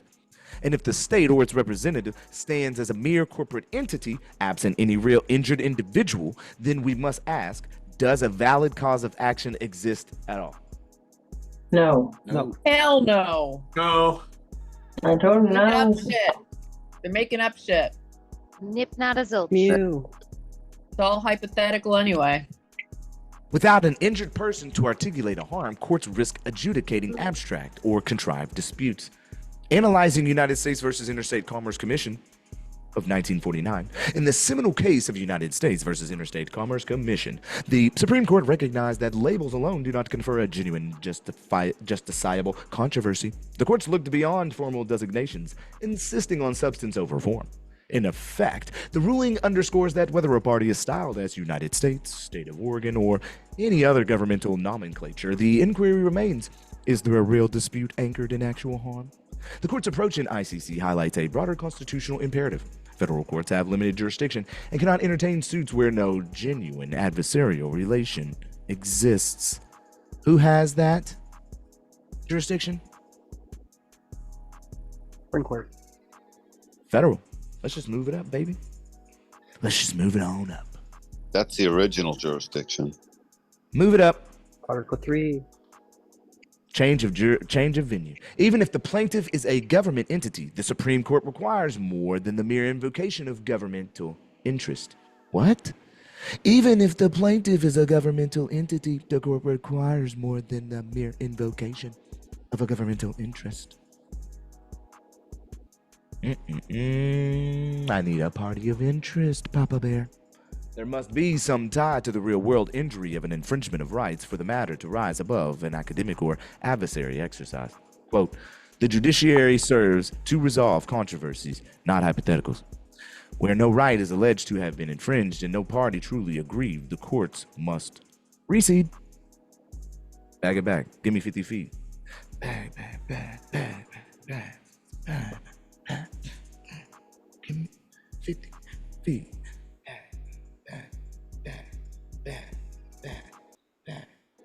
Y'all check out my boy KO Beats. Give me 50 feet. We out here, we live free, and we about to be on cloud nine. See me now, with my people in the Wisedome, getting knowledge on. It's the wisdom, yeah, the power in the people. Headed to the top, see me like a steeple on the rise. Got my consciousness on the rise. Kundalinis, yeah, you see me, yeah, we beat me. Oh, we coming around, yeah. He got bars. The bars for days. No. Okay. Oh, he got bars. Okay, let's go. I was about to rap with you, man. Oh, watch out. Okay. We done, man. So. Yeah, we was. Thus, United States versus ISCC. Thus, the United States versus ICC remains a beacon cautioning judges and litigants alike that clever semantics or boilerplate language cannot mask the absence of an actual legal injury. Insofar as a corporate government entity, the state of Oregon, Inc., or any state, Inc., alleges harm without presenting a real person who has suffered. So the controversy may be illusory, imperiling the legitimacy of the proceedings. There's a controversy here at issue. They're not showing me the nature and cause. I don't see an injury in fact. I don't see a verified complaint whatsoever. I didn't even see a warrant. Like, shit's over here fucked up. Change of venue. Indictment. Distinguishing the If you want anyone to take over, let me know. Distinguishing the people. Oh, you're wanting to read and shit too? What do you want to read? I love reading. Okay, yeah, you want to take over a 222? That's a 6, so let's do it. You can do that. I'm reading along in the book itself. I love reading out of books. Distinguishing the people from the state of Oregon, Inc. The Constitution was designed to recognize and protect the sovereignty of we the people, not to establish an all-powerful corporate superstructure. When criminal or civil matters are brought, it is presumed they arise in the name of the people as individuals, collectively represented by the legitimate government processes. However, the corporate persona of a state or federal body cannot itself experience pain, suffer trespass, or sustain injury to life, limb, or property. Human suffering versus abstract harm. True wrongs involve an intrusion on the natural person's life, liberty, or property. A corporate entity might claim financial damage or reputational harm, but it lacks the elemental human qualities necessary to assert trespasses akin to physical or personal injury. Cross-examination of fiction. Courts adhere to the principle that the complainant must be subject to cross-examination. A corporation like State of Oregon, Inc. cannot take the stand or respond to probing questions about its alleged suffering, thus depriving defendants of the constitutional guarantee to face the actual accuser. Contrasting legal interests. When the people of Oregon indeed have legitimate collective interests, ergo public safety, economic well-being, these should not be conflated with the peculiar interests of a corporate entity operating under a business model, Facts. if such exists. Yeah, if such exists. Yeah, if such, you see how we throw, if such exists. Like you don't want to harm them too much because, you know, they be on your ass. So you want to throw those little words in there, kind of throw them off like, you know, you're not really sure, but you're sure. You know how this goes. All right, go ahead. I also want to point out, again, with all this trickery with their languaging, when they say public safety, they're talking about an entity. They're not even talking about actual people, men or women. Let's get that square and straight. This is the truth, because when you look at their documentation, it's all fictional characters. Again, they're creating a story. There's nothing tangible about it. Correct. What is this? Where are you coming from on this? I was not paying close enough attention, Lana. What do you mean? Are you reading from his book? No, I'm talking about public safety. Public safety is an entity. It is not the public as in the people or men or women. It's all part of their languaging. I'm trying to find out the wording that you're talking about. Is it coming from the Oregon State Constitution or from wording from some? No, she just talking All about in government general. entities. Like, yeah, all these entities are just government These entities. quasi governments. Yeah, They're not even. Yeah, they're just corporations, bro. They're impersonating. So I'm thinking these are words that I could take into court and bounce against the judge. I mean, you wouldn't want to You because would then want you're to being bring more the black argumentative. book if we're going to do that, but you don't want to go to that extreme. Yeah, you don't want to go to that degree. And again, it's this is more on knowledge base of just understanding the system. Okay. Once you have a better grasp, on like the system and stuff like that, you're not wanting to be in dishonor anytime you're in a courtroom, bro. You're really not even trying to cause a controversy, other than the aspect with the judge, at least, other than the aspect that the state is failing to do their duty, right? If you start getting in a conflict with the judge, then you don't have him on your side. You always want to make the state look like the dummy in any situation. Understood. Never to disrespect the judge, but this is something in writing, something maybe to have in writing as you go up to Big Brother and to the Supreme Court. Now, like Alira was saying earlier, no, if a judge gonna come up and say some shit and that crazy with you when you standing on yours, and then they have a duty, you have to stand up. I mean, we have judges being recused all day, every day. Miguel and Maricels just got theirs the other day too. They ain't got the order yet, but it's already been moved to a new court. They're checking the docket, so they be on a shit. But and we work heavy, like we work together a lot. But like, yeah, man, it's creator endowed rights are really important, y'all. I really need y'all to understand this. All right, continuing on. Determining whether the alleged harm pertains to public welfare is simply a corporate assertion of authority is crucial. In short, a named corporate government entity can administer laws and enforce administrative regulations, but it cannot be wounded in the same manner as a living person. Neither can it claim the direct intrinsic harm that forms the backbone of standing. Thus, when State of Oregon Inc. appears as the plaintiff without identifying the specific citizen or private individual who has been wronged, the due process and fair notice considerations come into sharp focus. Ding dong. Some of my due process rights have been violated, right? Why is that? Why? What am I supposed to have, Doug? Grand jury indictment. Warrant. Give me some kind of notice, man. Where's a warrant at even? Can you just get even a warrant? Or proper summons. Like What you are y'all a reading human from? residency? We're reading from Self-Governing, bro. Like, Yeah, you can get it on my website. This is my second book. You Not can get no it at- fake warrant, man. A proper warrant. It's is signed under penalty of perjury by a judge due to an affiant and a sworn statement. Anything less than that. Yeah, you No can get good. my book. You can get my book at piitp.com. Looks like this. piitp.com. It stands for power inherent in the people. Okay. Yeah, let's go. Impact on due process and fair notice. Due process, one of the most cherished constitutional safeguards, demands not only fair procedures, but also the meaningful opportunity to confront the nature and cause of an accusation. But what if the so-called plaintiff is nothing more than an abstract corporation? Constitutional tensions. The Sixth Amendment in criminal matters and the Fifth and 14th Amendments in civil or administrative proceedings all revolve around the bedrock principle that individuals have the right to know their accuser and to contest the allegations in an adversarial process when the accuser is a corporate state entity. Uh-oh. One. You know what I'm thinking about doing? I'm thinking about doing some kind of part 2 for self-governance, bro. And making it to where each aspect of what was brought forth in number 1 is actually provided on how to implement in self-governance too. I like that'd it. be It's how to implement into the courts, what kind of responses you might get, hypotheticals and scripts, and really just build it all together to say, okay, we're getting the structure and education on everything. Now let's also get the implementation. Because I know it is hard to do all the research that is required to say, how am I going to do all this though? I'm understanding it, but I need to know how to do it too. And I think that would be highly beneficial for people. I don't know, it's just coming to my mind. All right, continue. I'll pre-order that. Inability. Inability to confront a flesh and blood complainant. The accused cannot cross-examine or directly question a natural person about the alleged harm. This risks turning the process into a one-sided assertion of authority rather than a true inquiry into wrongdoing.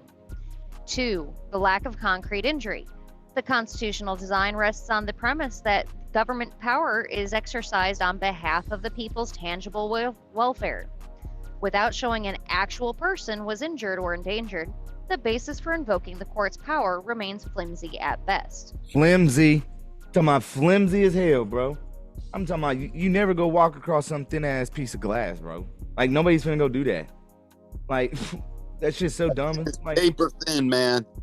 Paper thin. What? You staring at your death. First step you take, done for. You looking crazy. All right, come on. Fair notice and legal clarity. The doctrine of fair notice holds that individuals must be able to understand the laws under which they are charged and the specific nature of their alleged transgressions. If a governmental entity prosecutes by relying on ambiguous claims of harm to the state without clarifying the actual harm to a real person, the defendant is left grappling with abstractions. Yeah, this one right here is huge. We got to go back over this one. If a government entity prosecutes by relying, okay, already you're there. Government entity, corporation, got it? Okay. And you say, by relying on the ambiguous claims, the hearsay allegations through a police report, that is a lot of the times defective in many ways in which we're seeing all across the board, and then has a claim of harm to the state without clarifying the actual harm and tying it directly to a real motherfucking person.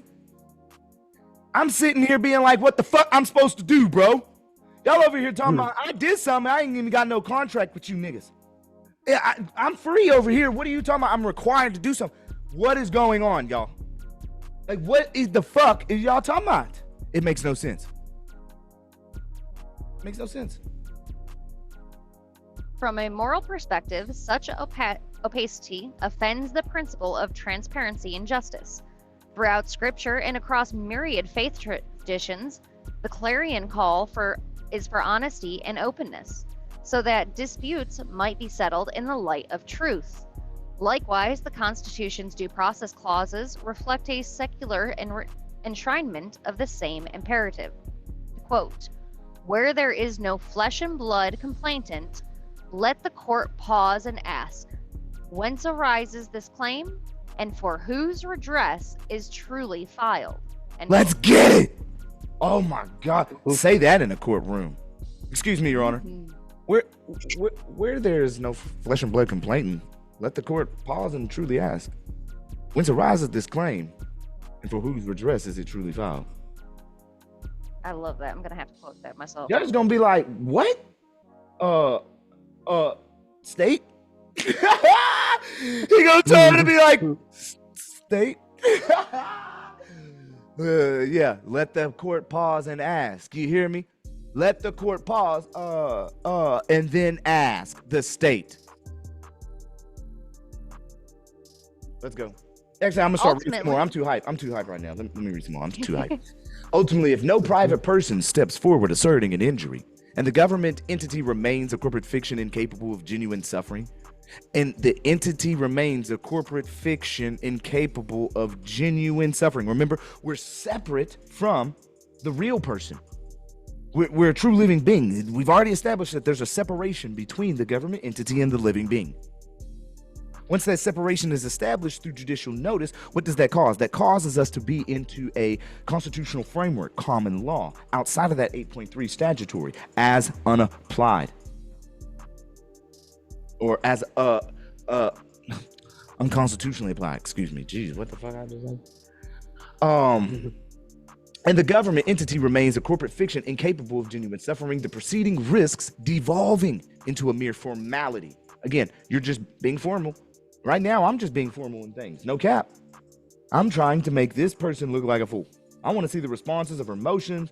I want to get her for malicious prosecution. She knows she lying all over the record, talking about he sped past me. Stop. That's why you didn't say nothing and you somewhat admitted to what you was doing in the road, sitting there with all your lights off. You think I didn't say that in the back of the car on purpose? You think I ain't know once 30 seconds only passed once you turn on them lights? Come on now, I ain't stupid. Fuck you think I bring that into the record for in the back seat? You think I'm just gonna sit there and be quiet like the rest of them dummies out there not bringing everything that happened into the record? Calling the cop out for it? Man, you got me fucked up. What?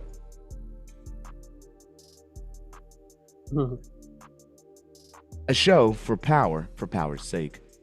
This stands at odds with the entire premise of a free society, where law serves the law-being of the people, not the perpetuation of bureaucratic structures. So in conclusion, for a claim to hold water, it must be brought in the name of an actual injured party. Relying solely on the presence of a corporate label does not suffice, as shown in the United States versus ICC, and as demanded by foundational tenets of due process. Now, when no genuine individual plaintiff stands forth, courts must heed the warning signs of potential overreach or manufactured controversies. Okay, and that's why Miguel said, fuck this. Y'all ain't give me my transcript when I asked for it. Y'all over here doing ex parte communications with the other motherfucking party.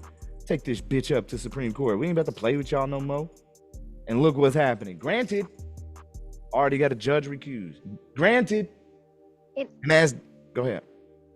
I just want to say too, he didn't actually file to get that judge in particular recused either. That judge recused himself of his own volition. Yep. Just gotta put that out there. Yep. It might have been in a wherefore clause, though. Some mention. Courts must heed the warning signs. Oh, yep, we did this. In a system dedicated to truth and liberty, the maxim remains: no bona fide claim, no injured plaintiff, no legitimate cause of action. Oh, let me turn that into a song real quick, huh? Let me turn that into a song. What was that say? Where's that Cameron Wilson? No bona fide claim, no injured plaintiff, no legitimate cause. No, it won't work. Like, not on this beat anyway. Not on this. Okay, so let's take it back. Where's the volume? There we go. Okay. Now, in 231, criminal versus civil, the overarching framework. Historically, the Anglo-American legal tradition.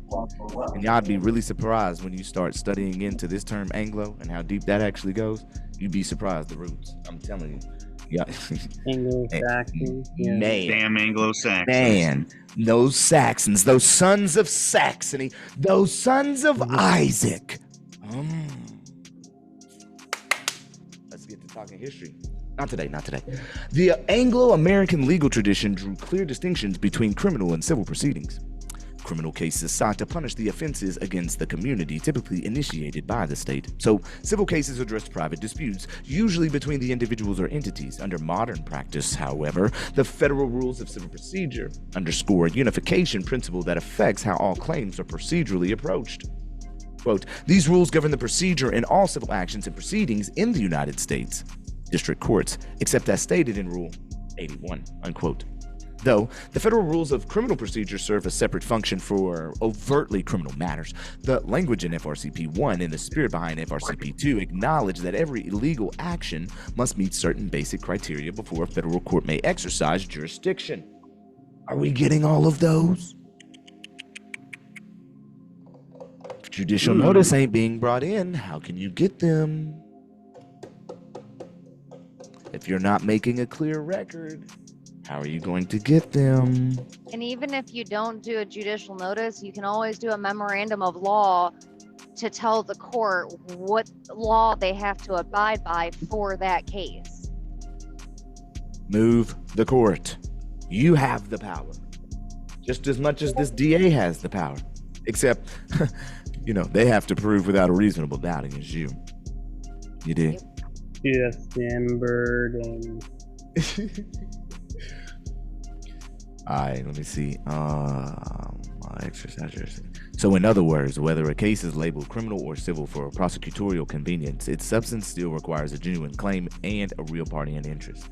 This overarching framework reflects the practical reality that modern courts often juggle quasi-criminal proceedings, regulatory enforcement actions, and civil suits that involve penalties or fines resembling criminal punishments.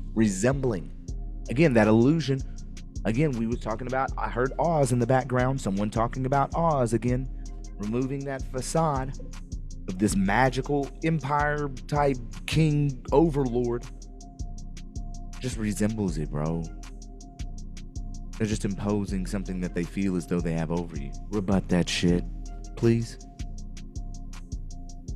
We're not in Rome anymore, bro. The judicial system, therefore, demands a consistent baseline. If no injury and no legitimate plaintiff can be shown, the actions fail to launch, regardless of the label attached. The unification principle resonates deeply in the question of proof of harm, proof of harm, proof of harm. The unification principle resonates deeply in the question of proof of harm. Because if not, everything else that you're having to deal with in your life in relation to the stress, anxiety, fear, the time that's being taken away from your life, liberty, and happiness, the involvement in your property, is irreparable harm because it's based on a constitutional violation in the first place. It's all a presumption that can be easily rebutted. If a case is initiated under the auspices of a criminal offense, but no demonstrable to a particular person or private interest emerges, courts have begun scrutinizing whether it really fits the civil action model, and thus requires demonstration of a real injury akin to typical civil proceedings. Now, if you're in those municipals, you better know right now you're gonna get your ass violated. Don't sit here and think that's not about to happen. That's about to happen. You gotta move that shit up. Play it out how you want, appeal it, or move it up immediately. That's up to you. I can't tell you how to operate in that type of manner. It's totally up to you. All I can do is provide you the information. You did? Constitutional consistency. So the Bill of Rights safeguards individuals from governmental intrusion, whether in a criminal or civil context. Okay? The Bill of Rights safeguards that.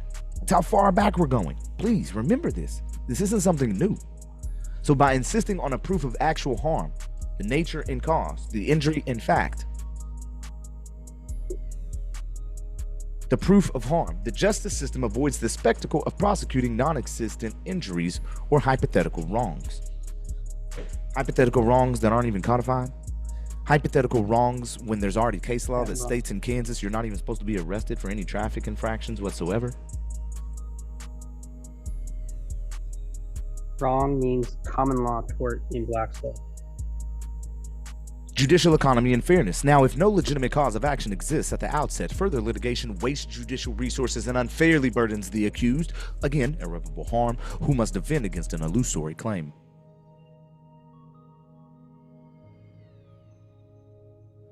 FRCP 1 reminds us that courts should strive for the just, speedy, and inexpensive resolution of valid controversies.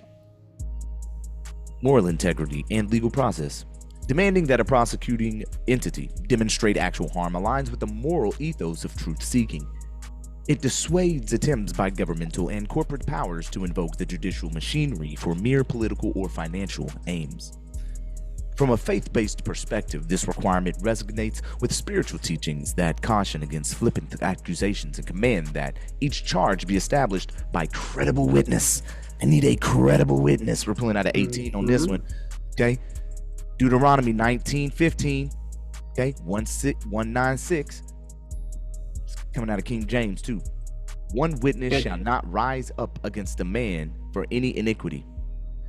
At the mouth of two witnesses shall the matter be established. Wow, that's what we need. That's what I need right now. I need a couple witnesses.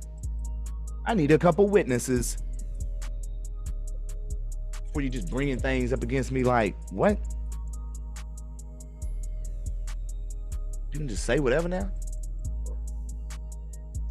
The synergy between ancient wisdom and modern procedural law underscores that without proof of harm, the moral foundation of justice is undermined. Again, bringing in the First Amendment of my belief and faith.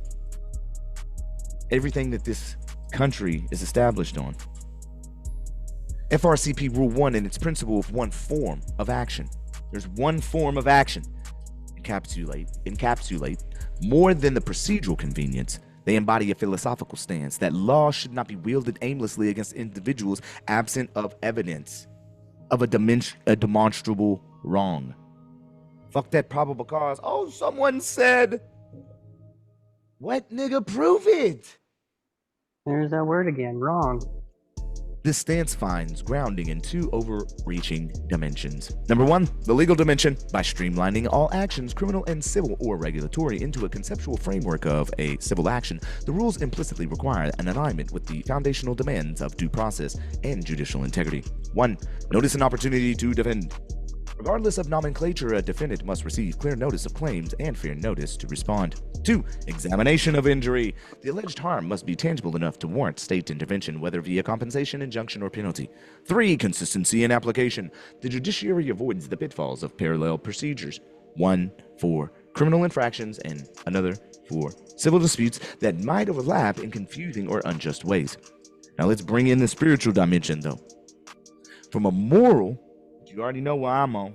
I'm on integrity, morals, ethics, compassion, love, unconditional love for every single person, even when they do me wrong. I'm sitting here knowing that these people doing wrong, trying to, okay, I had a situation the other day, yesterday, matter of fact, and in this situation, I still got this person to admit what was happening to me was not cool. Was not cool. It was totally wrong. Admit to it. That in itself, for me, I'm just doing my job. Every time they agree to it. Why? Because I'm bringing out the moral aspect of what I have done is not wrong. So from a moral and spiritual vantage point, the principle that all claims must show an actual injury speaks to the broader ethic of justice tempered by truth. In the words of prophet Isaiah, quote, "Learn to do well and seek judgment," unquote. The pursuit of genuine justice cannot abide false charges or unsubstantiated accusations. Value of human dignity. Every individual made in the image of God or the Creator deserves protection from baseless lawsuits or claims that can tarnish reputations, drain resources, and generate fear. Accountability of authority. Government and corporate actors must carefully evaluate whether an actual harm has taken place before invoking the power of the courts. This accountability fosters humility and moderation in positions of authority. Promoting communal harmony. By dissuading frivolous or contrived legal actions, the principle of one form of action protects the unity of society, preventing neighbors from being pitted against each other over contrived conflicts. In essence, FRCP Rule 1, and the concept that, quote, there is one form of action, the civil action, unquote, serve as linchpins for ensuring that all legal proceedings, I don't give a fuck what legal proceedings you in, all legal proceedings adhere to the core standards of factuality, fairness, and moral integrity. Moral integrity. Are you pulling the moral integrity out or putting it in? This unification encourages vigilance. You got to stand strong, y'all. If no real person is harmed, or if the claim is in effect a regulatory formality, which we know most of these are, without a genuine injured party, the action lacks the oxygen necessary to sustain it. Quote, law, in its highest calling, is the faithful guardian of truth. Without a verifiable harm, it is powerless to heal or to punish, for it is anchored in remedying real, not imagined wrongs. Gotta put that southern voice on that one. Like the old school back in the day, a country vibe. It's an old feeling quote, you know. Truth is supreme in law. You know. Now, Thus.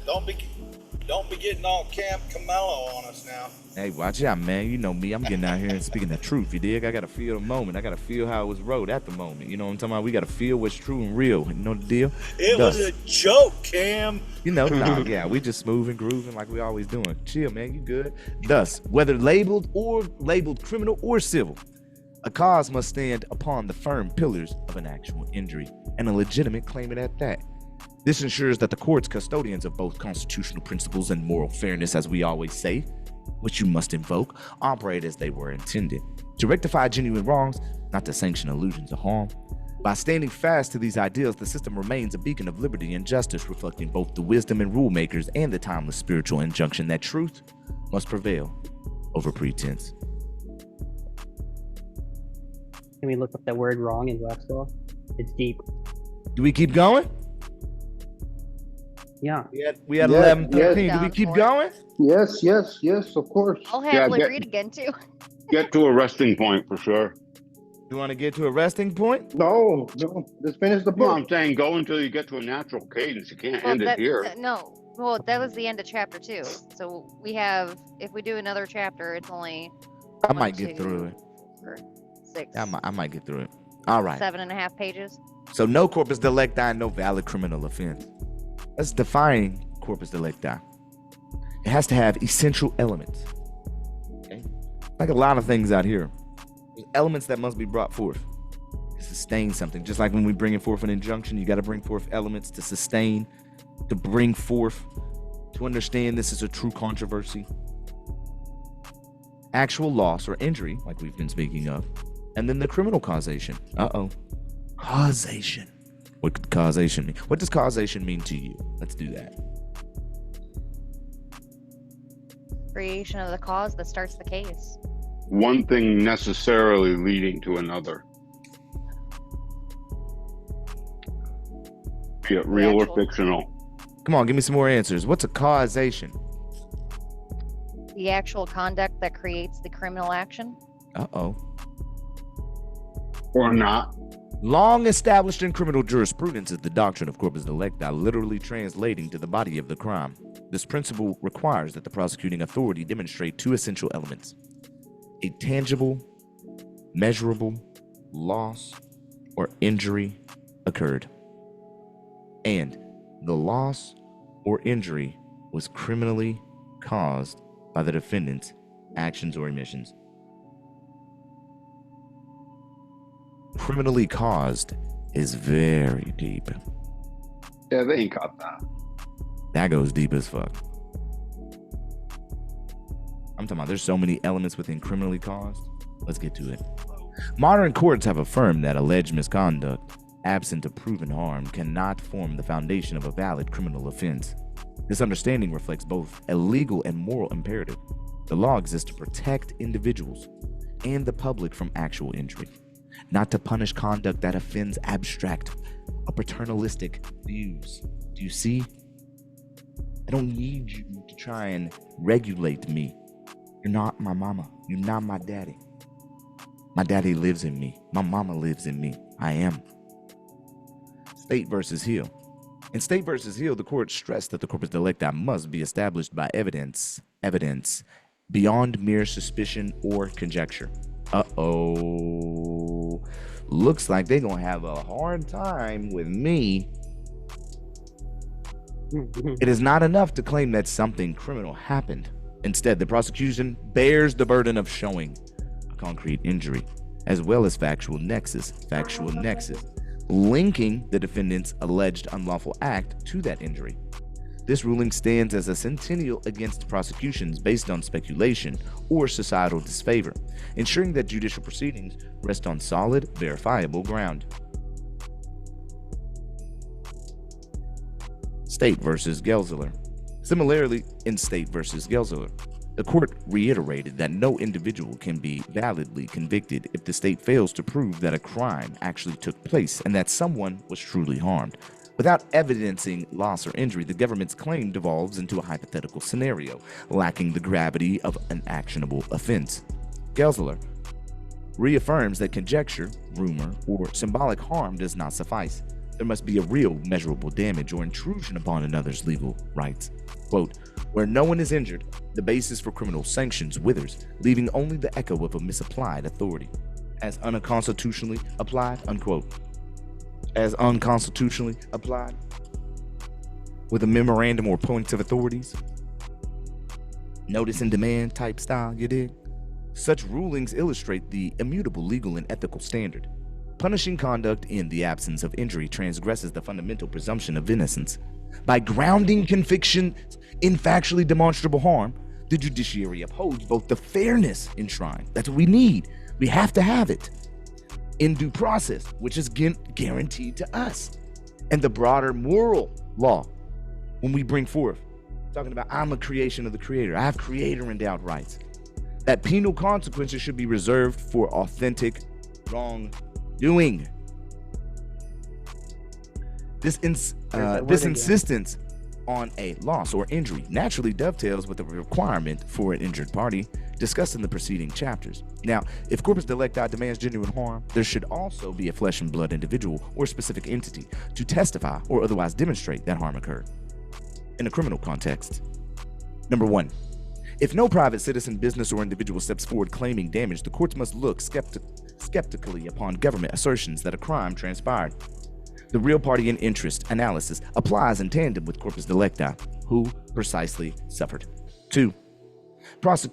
Distinguishing public safety from hypothetical menace. I don't know if y'all remember in that advanced course how we talked about private and public nuisance, and how those are actually a real thing you can bring forth, yo. You can really bring forth those nuisances. Those are true old words that I feel like only the old heads and those who know how to use properly. Powerful word. Prosecutions sometimes justify themselves by citing public safety or the state's interest. Yet, if not one individual or definable group has been materially harmed, the claim may boil down to paternalistic exercise or an abstract legislative policy. Bing, bing, bing. Preservation of individual liberty. By aligning the corpus delecti requirement with the necessity of an actual injured party, we protect individuals from unwarranted intrusion by the state. But guess what? It's like they don't know about it. It's like they don't implement it. It's like it doesn't even exist. Oh, we're not gonna do that here, man. Oh, we're not gonna play. We're not gonna play that role, bro. I'm bringing in a body of law, a doctrine, a preservation of my individual liberty, and you talking about we're not gonna play this game? What game are you talking about? You talking about my rights, my creator endowed rights, and my liberty, my freedom as a game to you? Like, I'm not trying to be rude here. I mean, I'm not trying to be disrespecting or causing a controversy to the court, but like on a cool, like, I don't understand. I don't comprehend. This synergy not only fortifies constitutional due process, but resonates with the moral commandment that one cannot be punished for a phantom offense. Hence, corpus delecti stands as the structural backbone of criminal liability. No valid claim exists in a vacuum of harm. Hence, corpus delecti stands as the structural background of criminal liability. No valid crime exists in a vacuum of harm. Let that sink in. It is the legal manifestation of the moral belief that wrongdoing. It is the legal manifestation of the moral belief. It is the legal manifestation of the moral belief that wrongdoing must involve an injured to another, whether it's person or property. Kind of defined it. Or to the community in some clear, provable way. The whole point of the lack of ratification of commencement and the real party's interest is that the state can just do whatever they want on a free nation. We just get permission now to do whatever we want. And that's how this rolls, Papa Bear. Hold on one second, y'all. That word wrong keeps on coming up. In you guys' own time, go look into that word.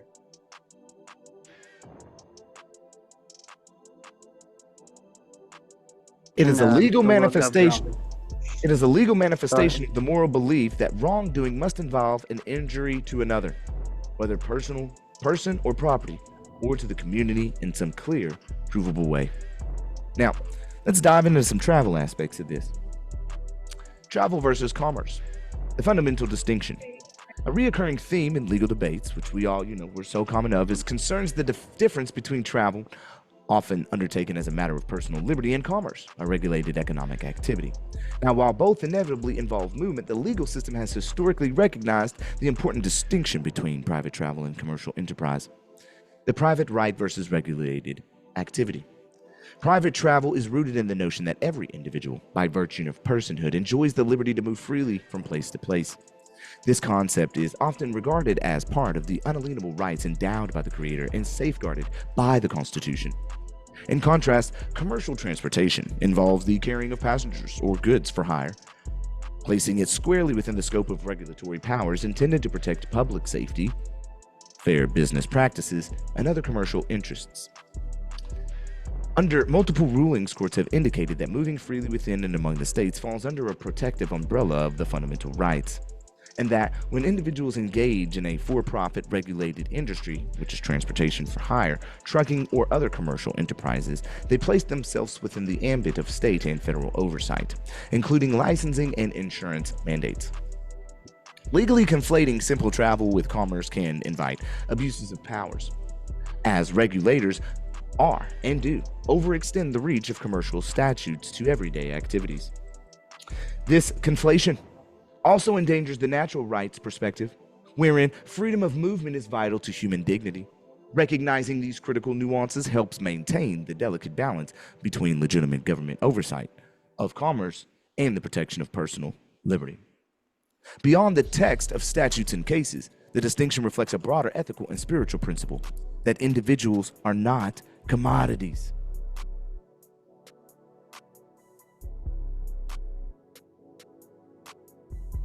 The Federal Reserve thinks we are. You are not a person to be regulated and drained from.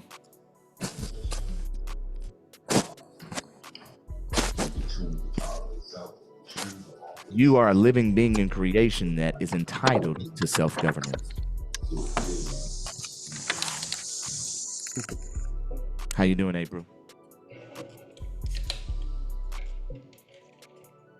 Hey, bro. Go give me one. If one travels for personal or familial reasons, there's no economic transaction or market being formed. Many faith traditions celebrate the act of pilgrimage or journey as a sacred rite, reinforcing the argument that one's bodily movement is intimately tied to personal conscience and autonomy. When you know what this nation is, you don't question your freedom anymore. You get me? That's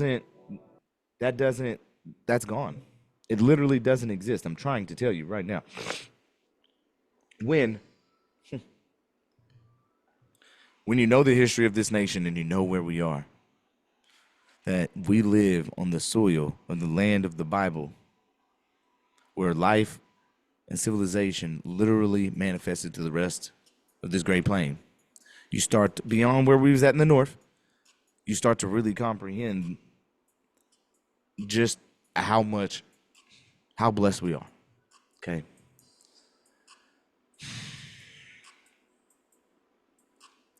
We have a sacred right to move, to travel by any means that we see fit, man. This is God's land. It's God's country. You're not going to sit here and tell us, like, I need to be regulated. This is the land of Aquila. Thank you, baby. Thus, from both a constitutional and faith-based standpoint, ordinary travel must be guarded against unwarranted classification as commerce, ensuring that the rightful exercise of fundamental liberty is never misconstrued as a regulated privilege. So, essential to the recognition that travel is not commerce, a robust defense of the right of locomotion, the freedom to come and go without unwarranted governmental interference. This principle has found support in both American jurisprudence and the broader moral consensus acknowledging every human's innate desire and need to move freely. Under the common law, an individual's right to pass over public roads was considered so fundamental that any interference without probable cause. Well, I have probable cause to believe that you are violating the Washington State revised statutes. Yeah, well, that's a presumption that I'm actually operating in traffic and/or transportation. Right now, I'm using my right to locomotion on the roads. If you'd like to violate my rights, please go ahead and do so. But Rodriguez versus the United States states that you're just supposed to issue the ticket. So here is my name and date of birth. And if you go any further, please believe you will be sued in your individual capacity. The Privileges and Immunities Clause, Article 4, Section 2 of the Constitution, and the 14th Amendment's Privileges and Immunities Clause have been interpreted to protect the right of citizens to travel freely between states. 5th and 14th Amendment due process, substantive due process principles reinforce that the state must not arbitrarily restrict lawful movement without a compelling reason and fair procedures. What's going to be the compelling reason? I need a compelling reason. What's going to be it? I want to know it. What you got for your boy? Compelling state interest, meaning business on the road. No. Or Pursuit harm. of verified harm. truly to the public or a trespass or harm to another. Crucially, the right of locomotion is not something granted by the government. Rather, it predates and supersedes statutory enactments, resting on the very notion of personal autonomy endowed by the Creator. Resting on the very notion of personal autonomy endowed by the Creator. Self-governance. How many ways can I say self-governance? How many ways you want it? How many ways do you want it? The government's role in a constitutional republic, self-governing republic, is to safeguard such liberties, not to manufacture barriers against them. Balancing public safety and individual freedom, you got to balance it. You got to make sure that you're balanced. If it's not balanced, it ain't fair. And if it ain't fair, we got to pull the gavel out on your ass. Shout out Sarah Hirschberger. Of course, no right is absolute in every circumstance. States may lawfully regulate traffic speeds. Fine with me. I'm down for that, bro. Require safety measures. I'm down for that too. You know, like you got caution signs out and you're requiring that I yield at certain places. Like, bro, thank you. I'm glad you requiring us to all safely operate or move about freely out here and enforce rules that prevent harm on the roads. Meaning you out here, you know, swerving and doing all this crazy other shit, man, as long as you prevent harm, that's all good. Yet, these measures must stand within constitutional bounds. Which amendment is that? Within constitutional limitations. Well, the last three words is that a part of an amendment? Which one? And police powers. I heard they got police powers. Yeah, within constitutional limitations. We have the power. We have the authority. No, you don't. This is outside the constitutional limitations. See, yesterday I could. I'm not gonna talk on that. They cannot criminalize travel itself or warp safety regulations into a pretext for controlling lawful movement. Quote, a just government does not punish the walk of the pilgrim as though it were the wheel of the merchant. A just government does not punish the walk of the pilgrim as though it were the wheel of the merchant. Each demands distinct oversight, lest safety devolve into subjugation.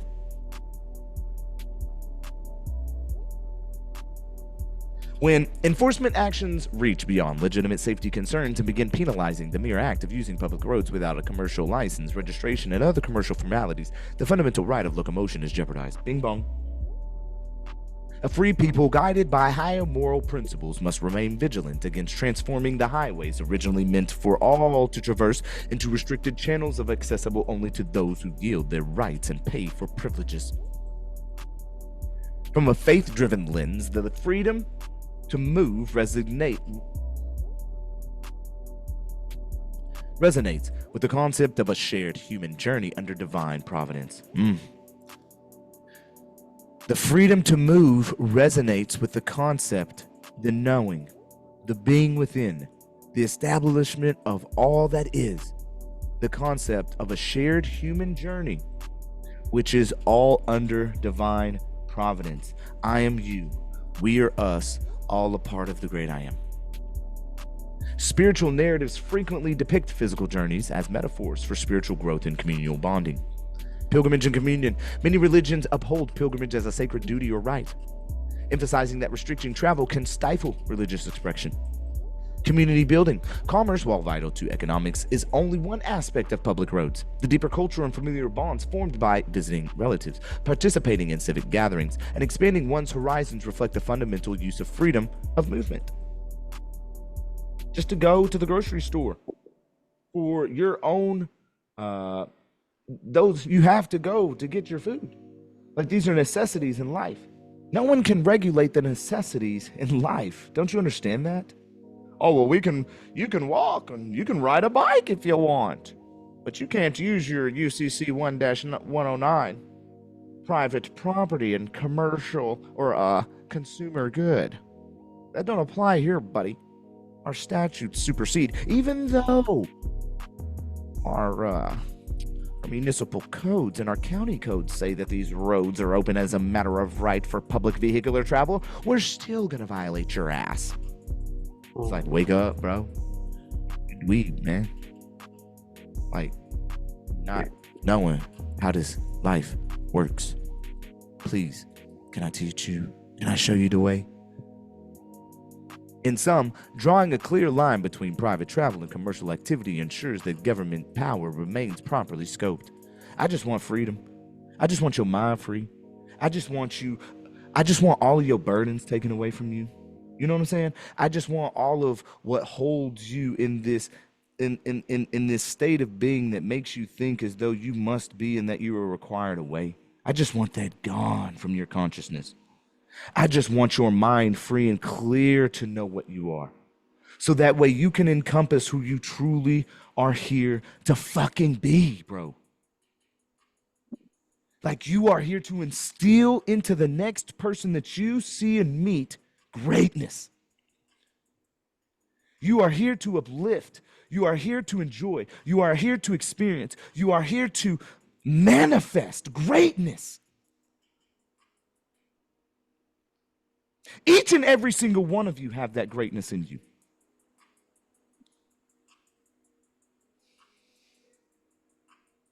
It's time to bring it forth in all aspects. Humility, honor, integrity, with ethics. All standing in alignment with the great creator. The right of locomotion stands as a testament to the inalienable freedoms championed by both historical precedent and the scriptural teachings. When the states attempt to conflate non-commercial travel with regulated commerce, they risk criminalizing what is, at its core, an essential expression of human liberty.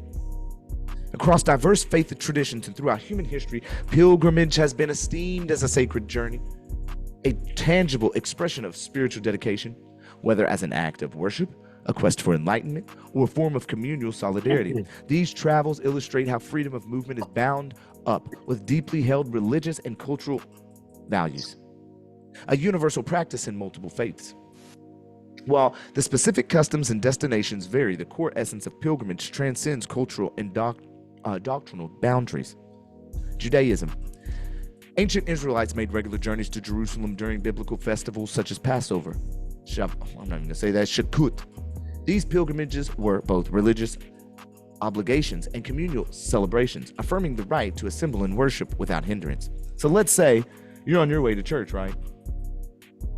You get pulled over, bro. What happens? What happens? Stump, sir. Let's say you just traveling in your car. They pull you over in the car. You're on your way to church or something like that. Some kind of religious gathering, a gathering of like minds and faith-based.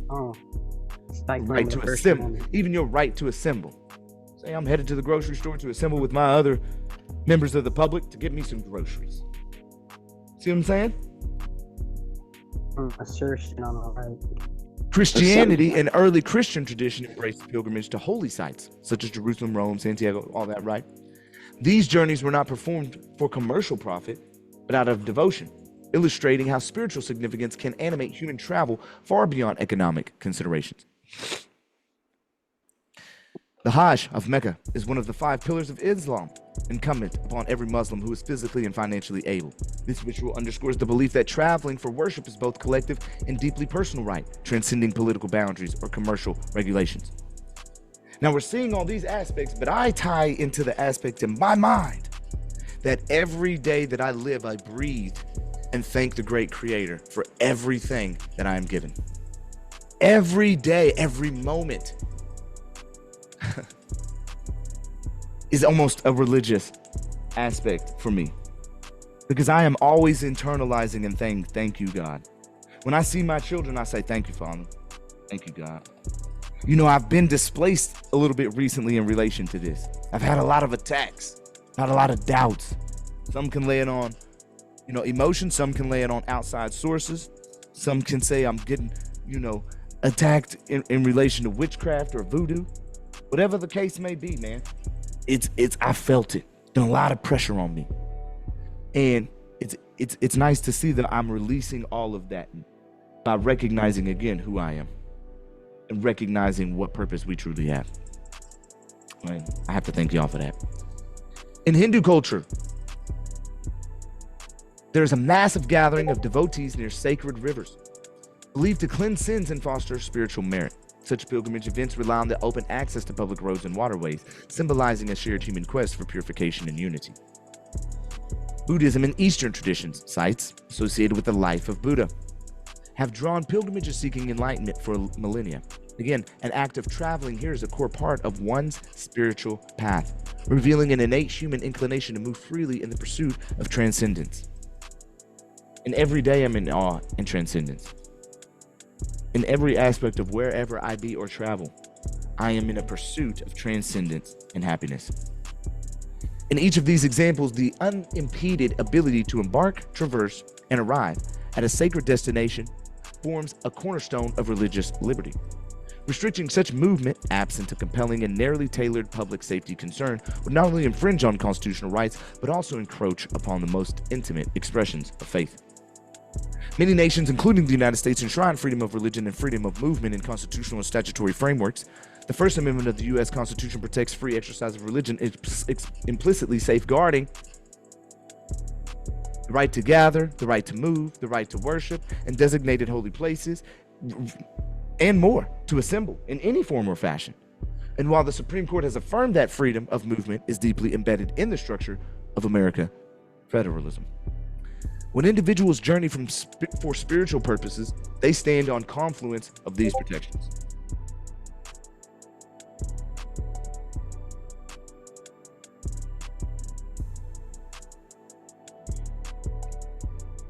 Consider the scenario where the state criminalizes non-commercial travel under the guise of requiring additional licensing fees or adherence to the commercial regulations. Such an action could effectively bar impoverished or devout travelers. Devout traveler, I am one of them. I am a devout traveler, I'll tell you that much.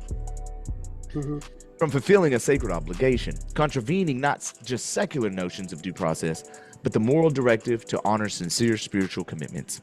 Quote, to hinder the pilgrim's path is to impede the pilgrim's conscience. For in the footsteps of faith, each mile traveled is an act of worship. Now you starting to hear me? To hinder the pilgrim's path is to impede the pilgrim's conscience. For in the footsteps of faith, as I live every day, knowing that the great creator and the all-encompassing universe is working on our behalf and in favor of all truth that we are doing, I walk in faith. Each mile traveled is an act of worship and thanks. I'm experiencing this great life.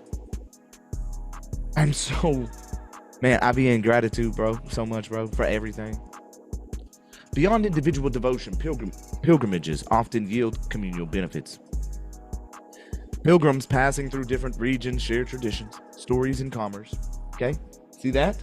Enriching local communities in a way that transcends commercial transport alone. Interfaith harmony. Sacred journeys can act as bridges between disparate groups, fostering understanding and mutual respect when people of varied backgrounds converge en route to or at holy sites. And then strengthening civic values. Observing peaceful purpose gatherings for spiritual ends can reinforce society's broader respect for assembly, tolerance, and freedom of speech. These societal boons further illustrate why equating private, spiritual, or familiar journeys with commercial or privilege-based travel undermines not only individual liberties, but also the common good. Now we get into the morals, my ethics.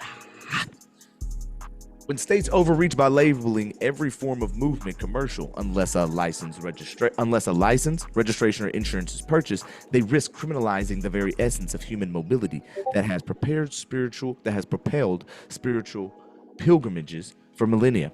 Consider how the biblical patriarchs traveled across deserts, or how Buddhist pilgrims traversed great distances to sanctified places. Were these journeys to be subject to exhaustive commercial statutes? The soul of pilgrimage would be subordinated to bureaucratic regulation. The tollways, right? Like Justice Tolman say here in Washington, right? Oh, you gotta remember the old days, like y'all forgetting the old days of tolls, you know, on the road. Old robber baron sticking everybody up, robbing people. Like y'all done forgot about those days. Y'all remember the days were free? Like how y'all gonna forget about roads being free out there, guys? We had robber barons all the time. Look at the 1910s, man. Come on now, bro. It was all about crime. All about crime. Actual injury in fact. Always been that way.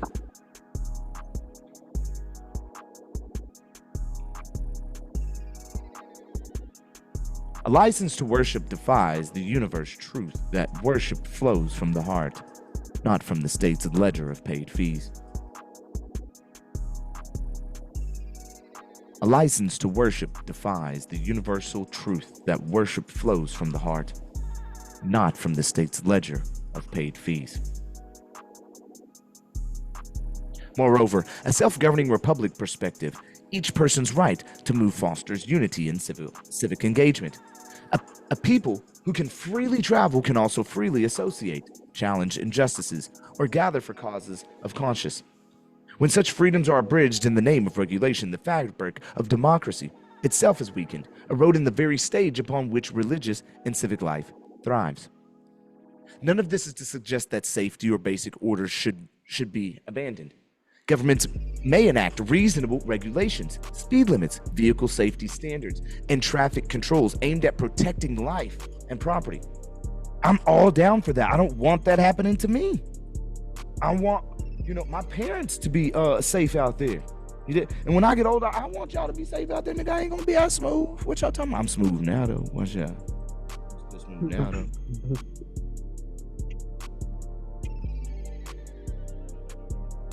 However, the guiding principle must remain that no commercial travel, especially for spiritual or personal reasons,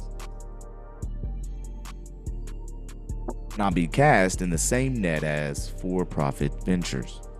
When such conflation occurs, it impermissibly transforms a fundamental right into conditional privilege.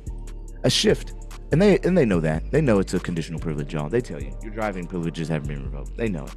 That's why we talk about it. It truly is a privilege, y'all. It's a privilege to do commerce on the roads, and that's why they term it that way. Yeah, A shift both legally suspect and morally discordant. Hence, the principle of corpus delecti requiring tangible harm in criminal law dovetails seamlessly with the notion that travel, absent a genuine injury, should never be deemed a crime. And when the act of pilgrimage is rebranded as a regulated commodity, the spiritual practice protected by centuries of tradition stands in jeopardy. A free man grounded in faith and conscience must guard against such legislative or administrative creep, reaffirming that the road to worship or personal enlightenment is not a commercial tollway, but a sacred individual journey. Hey, Cam, I got a question. What's up, G? What gives them the right to even regulate commerce and tell us that we have to have a license? We first off have done that, and we did that collectively as a body to make sure that we were protecting everybody on those roads. Because what was happening is you was having cow shit flung all over the roads, chemicals spilled all over the roads, all kinds of really illicit, baddie, things that were happening in these bigger vehicles, right? Okay, that makes once they sense. start the business aspect of it, when you Doesn't it go back to Congress is the regulatory agent for the commerce? Congress regulates commerce, and that's where we have the issue because these are all legislative derived under Congress. Commerce clause. Yep. Yeah. Commerce clause is not about government running commerce. The commerce clause is to regulate what is done in trade from foreign countries among states and Indian tribes. But they're bringing it in. Right. All it has to do is with taxation and distribution, not the product. Right, but it's been usurped to serve other bullshit, which is in the whole road. Because it is actually foreign. They're all foreign because they're state of. So they're foreign to the actual states. So if you really want to dive a little deeper, you're going to start to realize they're the enemies of the states, the actual organic states, because they are corporate and they are under the United States Corporation, which again goes back to the British Crown and all these in law known as enfranchisement. They're all franchisees of the federal government. They're all corporate in nature. It's just, and I'm not an enfranchised man. Neither are you. What we have is a misinterpretation of the Commerce Clause, just as well as the General Welfare Clause and the necessary proper clause. They're totally misinterpreted. The second problem we have is your state constitution. When you look at your state constitutions, those state constitutions are approved by the people of the state. Whenever there's a new amendment or something added to it, it goes on the ballot and the people vote this in. So what you have to do is look at what you're voting on that's going to go into the state constitution and what does it affect. And I could read the preamble to the Illinois Constitution, and it tells you right in there. For the purpose of what they're getting by with in the states is approved by the people. I don't think we're being told this, and but a lot of it's not actually ratified. Exactly. Yeah. Michigan, we're being misled. Michigan is a great example of that because so it's officially been changed 4 times. The last one officially was in 63. But if you pull up a digital copy of this anywhere right now and start look at Article 1, Section 11, which is the Fourth Amendment equivalent, right? And there are sentences, I mean, all throughout it, but sentences in there where it talks about, it sounds good, talks about, this also protects your digital information and so on and so forth. You think they were yakking about digital information in 1963? No, and then there's a footnote saying, oh, this shit was added in 2020. Unofficially. It's full of it. Unofficial additions that have just been slammed in there whenever they feel the need. So it's not added by the people. It's right because the persons who are adding it are all registered voters. They are not the people. Let me give you an example. So go ahead. That gets confusing. Registered voters registered voters as well as a rebuttable presumption of residency. Right, but even with that, though, I'm saying these are added without the people's consent. The last official revision was in 63, and you will find countless examples. If you read a digital version of the Michigan State Constitution right now, countless examples. Depends on how much you read. I haven't read all of it by any means, but it tells you right in there. Oh, this was added in 2020 unofficially. Right. Because the last official revision was in 63. So everything that they've added since 63 is illegitimate. But they just cram it in there anyway. So let me give you an example of what the federal government's done as reference to what you're speaking of. It was called the Wars Power Act, added in around mid-1950s. It gives the power for a president to go ahead and enact a war against another country. And then there's another one called the National Emergency Act that gives a president authority. That was 1863. Yeah, they went outside of the changing the role of their powers through laws. And Federalist Papers tell us that any law contrary to the Constitution cannot be valid. So they've got the War Power Act that they can go to Iran and blow it up without declaring a war. But again, it's that wordplay again too, because it's not even a law; it's an act, and they're actors acting out their roles. And when you start playing off the wordplay that they are playing with, you start to realize, at what point did we start allowing them? Those acts don't belong to us; those are supposed to be for them. And in the end, they're not laws. Have you ever heard of a multi-jurisdiction? Yeah, that's what they play off of. Yeah. Yeah. What they do is the federal government can go to your sheriff or police station and tell them, for the purposes of us helping you out solve crimes, you can sign this multi-jurisdiction document. What they just did is give up your sovereignty of your state to the federal government. And right now, Trump is talking about bringing in the militia to go to different states to enforce laws. And the only thing he can do on that is if those powers are pursuant to the Constitution. But he's not talking that. He's talking about, in Illinois, he's talking about through an executive order getting rid of the Safety Act, because it's a bill that they created that is totally wrong and protects the criminals. I agree, but he's trying to use his powers that do not exist. Yeah, exactly. He does not have the power to do half the stuff he's Right. Yeah. And the craziest thing of the entire thing is the word of. Yes. Yes. We were talking about that operation today. of a motor vehicle without a license. What else is there? The possession of a controlled substance. The crime of the degree. What is it? Where's it at? Hold on a second, I'll find it.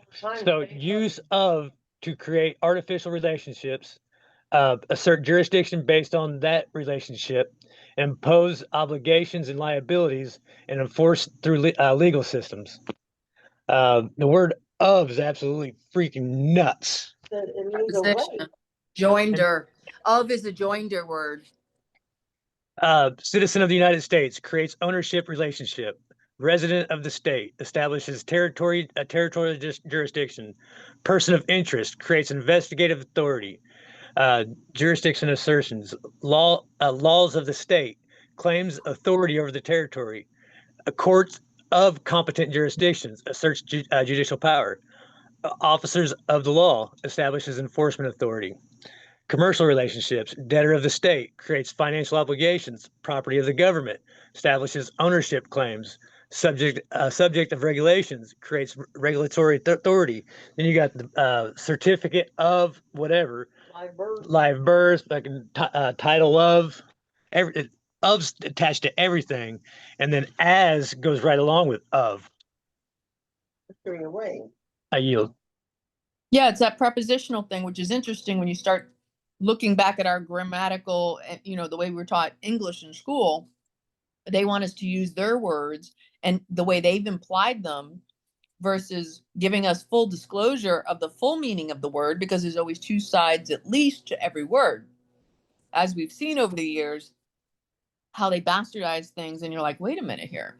So you got of, as, all of these, and I kind of see where, was it when, what the guys that was doing that, the two guys, and then David Wynn-Miller. David Wynn-Miller and Kevin Closer.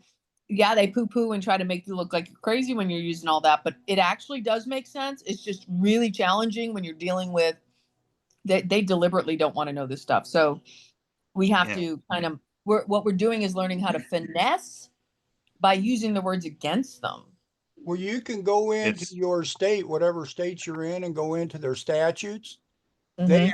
They actually define what they're talking about. Oh yeah, yeah. So 100%. you got to fight them with that too. Their own language. The word person is a great one because so many people don't recognize what they've done. They've done is all these statutes that we're talking about. They never once say people. They never once say man or woman. It's just like saying male or female is also part of their legalese. Your age, your birth date, that's all legalese. So when you're being asked these questions, they're asking you things to bring the joinder and pull you into jurisdiction that way. I found a creative way to look at this word person, Lana, and it creates the joinder you're referring to when you don't know it. The word person is simply the generic term for the minor title they're going to give below it. If the person is a taxpayer, a driver, a registered firearm owner, all of these things, person is just the catch-all, the first catch-all to bring you in, and then they give a title. So person means there's an ensuing title, just like statute is evidence of a law somewhere. Well, the word person is coming from the word persona, which is a mask. It's a role. Yeah, I'm saying the functional uses. As soon as you see person, there's a title, both fictions. Yeah, it's a legal title. It's a legal entity. Driver. We start giving them like lawful titles, douchebag, fuckhead. It's all a way to claim something that isn't there, just like the road. It's no different. The road, they just claim and assume and presume that there is only one use of the road, commerce, right? That way, to force you into some type of a jurisdiction. And by on that claim, then everything, the traffic stop, blah, blah, blah. It's all, traffic stops are fucking nonsense, dude. This is the thing that irritates the shit out of me. Like, when people just don't see it for what it is. The traffic stop is an excuse. The only valid traffic stop is if you are using the road for commerce. I have had 3 separate judges in Eaton County tell me Like a that the use of the douchebag. road has nothing to do with commerce. I'm Or, wrong. or in a dangerous manner, Tony. If you're using the road like a Yahoo, you get pulled over for that too. Right, but it doesn't matter. You can use the road for any purpose you want. You can use the entirety of the road if so need be, because it is your road. The only time that changes is when there is someone else on the road who would also like to use it, in which case, right. That other than that, it doesn't matter if your tires touch magic paint or if you, Yep. you know, none of it matters. It's all a fucking excuse to do things that it doesn't even apply to. And this is why, if you go back to the Whole Rule Act and the reason why the DMV was established in the first place, it's because people, when, the nature of man thing, right?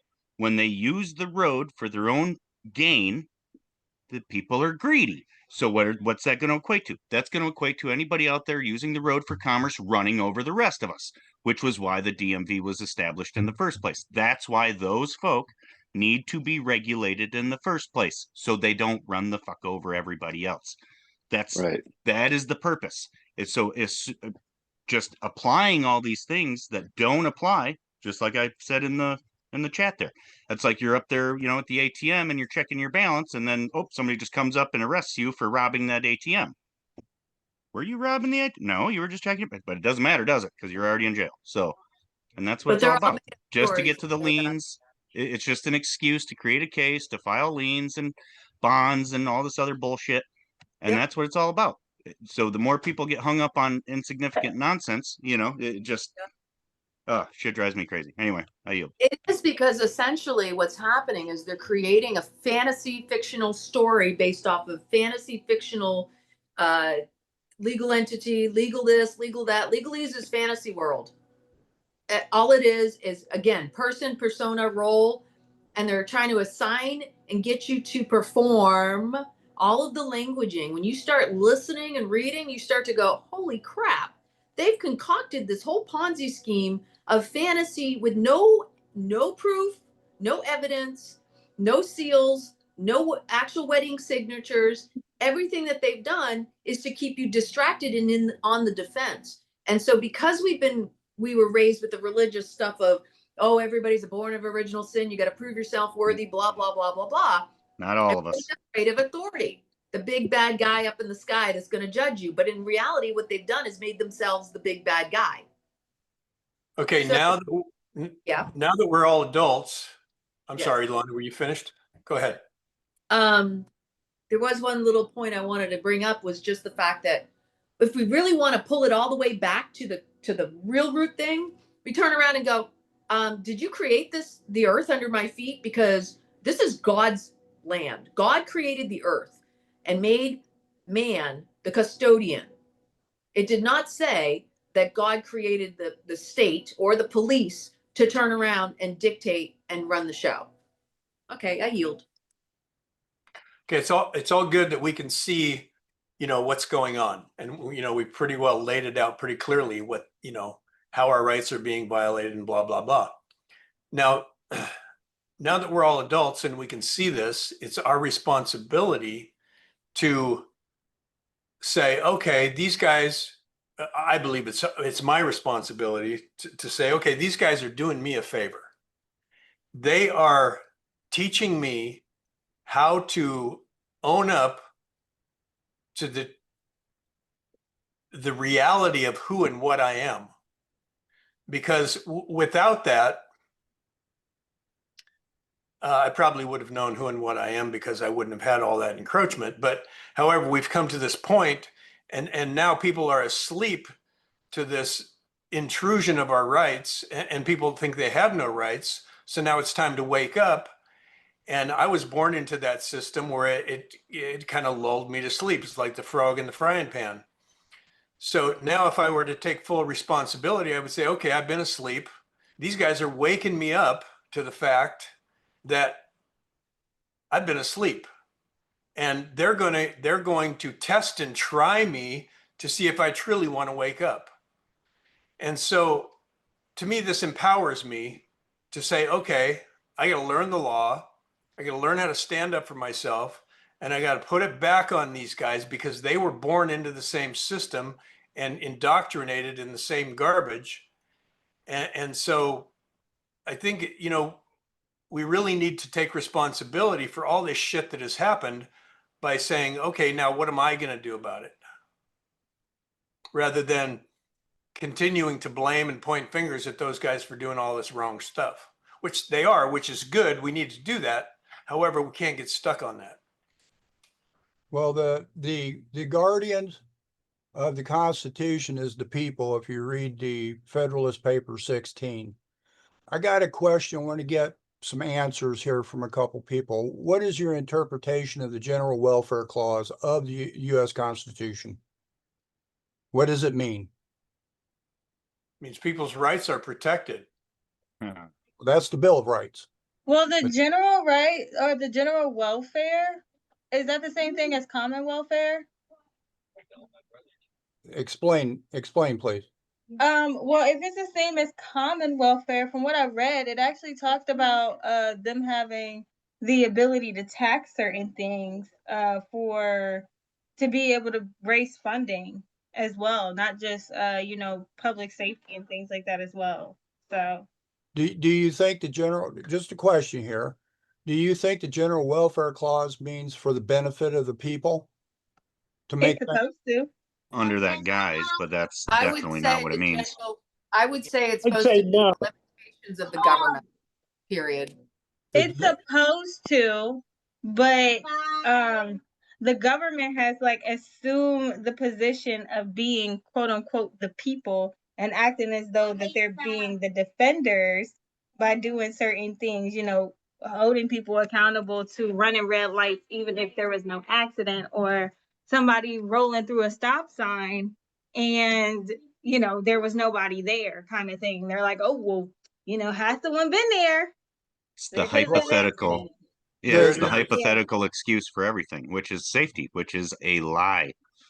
Well, That's This Rutgers clause, Gonzalez, bro. They are under they have no duty or obligation to protect anyone from anything at any time, regardless of what any regulation says. It's just that's my point with all this stuff. Is it's literally just an excuse to justify literally anything, including murdering you. By the way, ask my neighbor. Oh wait, you can't. He's dead. Sorry. Well, let me ask yeah. you something, because I remember, you know, I see these videos where the officer will pull somebody over. They might be drunk or whatever the case may be, and for whatever reason, they give them a ticket and they go. Or somebody's racing down the road really fast, and then they, you know, stop them, let them go, and then moments later, there's an accident and someone gets seriously hurt or someone dies. Do you feel like in those situations, you know, essentially it would go with the principle that whatever is meant to happen is just supposed to happen, and if that person ends up causing harm to someone else or the death of someone else, it's not the police job to infringe on that? Is that kind of what you're saying? Since, you know, you're like, it doesn't matter, hypotheticals don't matter. The government is to protect the borders of the country. Now, what Tony is saying is that when the corporate government became fully the corporate government, the Supreme Court finally had to rule on it. I don't know what year that was, where they were like, hey, you're a corporation, you have to run by the rules of the corporation. After all that, a bunch of Supreme Court stuff came through saying police officers aren't inherent in part of their duty as it relates to the corporate state to protect us at all. Their job, they're just like the fiduciary responsibility of a corporate holder is to protect the profits of the corporation. Their fiduciary responsibilities to them. So they've got this split in them. And when we pull them out of their qualified immunity, that's when it's like, oops, you also had your oath to the Constitution. And it's implied whether you have it or not. Wasn't the question, what is the obligation of the government for our general or the general welfare? The General Welfare Clause is merely reminding people, and James Madison clarified this 3 times. The General Welfare Clause is nothing more than reminding government of their limited powers. You can read that in the cod fishery speech. Isn't it also the government's responsibility to protect us from foreign aggressors? And, Yes, yes, and yes. to keep the government, the federal government, out of the states. The general welfare was never meant to go beyond the enumerated responsibilities, even though they consider the general welfare one of the enumerated responsibilities. Exactly. I would So say it's the in the general most welfare. it's in the Oh, most go ahead, Dave. general sense. What Is all I'm caused saying. what was one of the main reasons for the revolution was because for 200 years the British Crown kept their promise to protect the colonies and do the foreign trade responsibilities. And once they reached that line and became involved in the trade of the colonies, that was what precipitated the revolution. It wasn't the tax stamp, it was breaking that line of coming into the colonies business. And that's what we're seeing today of the executive branch coming in to the state's business. What And was that the trigger another what was the main issue that started the Civil War? That was The state bankers. sovereignty, bros. No, that was state Voting. sovereignty. The Voting. states lost their sovereignty. Yes, Hold on. exactly. So the federal initially, government came in and wanted to end slavery without doing it constitutionally. but that wasn't it either. It was wrapped in it, but it wasn't. The main thing was the state's sovereignty. This is where the supremacy clause literally comes from. So after the Civil War, now they did a bunch of dumb shit, but in the Reconstruction, all of the states had to, because before that we were a confederation of states. So which meant the states were free on and of themselves, that they didn't have to report to any higher authority.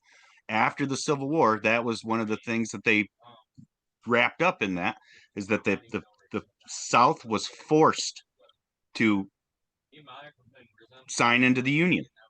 Once the state signs into the Union, they are under the supremacy clause. That's total kit and caboodle. So before that, the states were sovereign. Tony, they weren't signed into it when they walked out of Congress.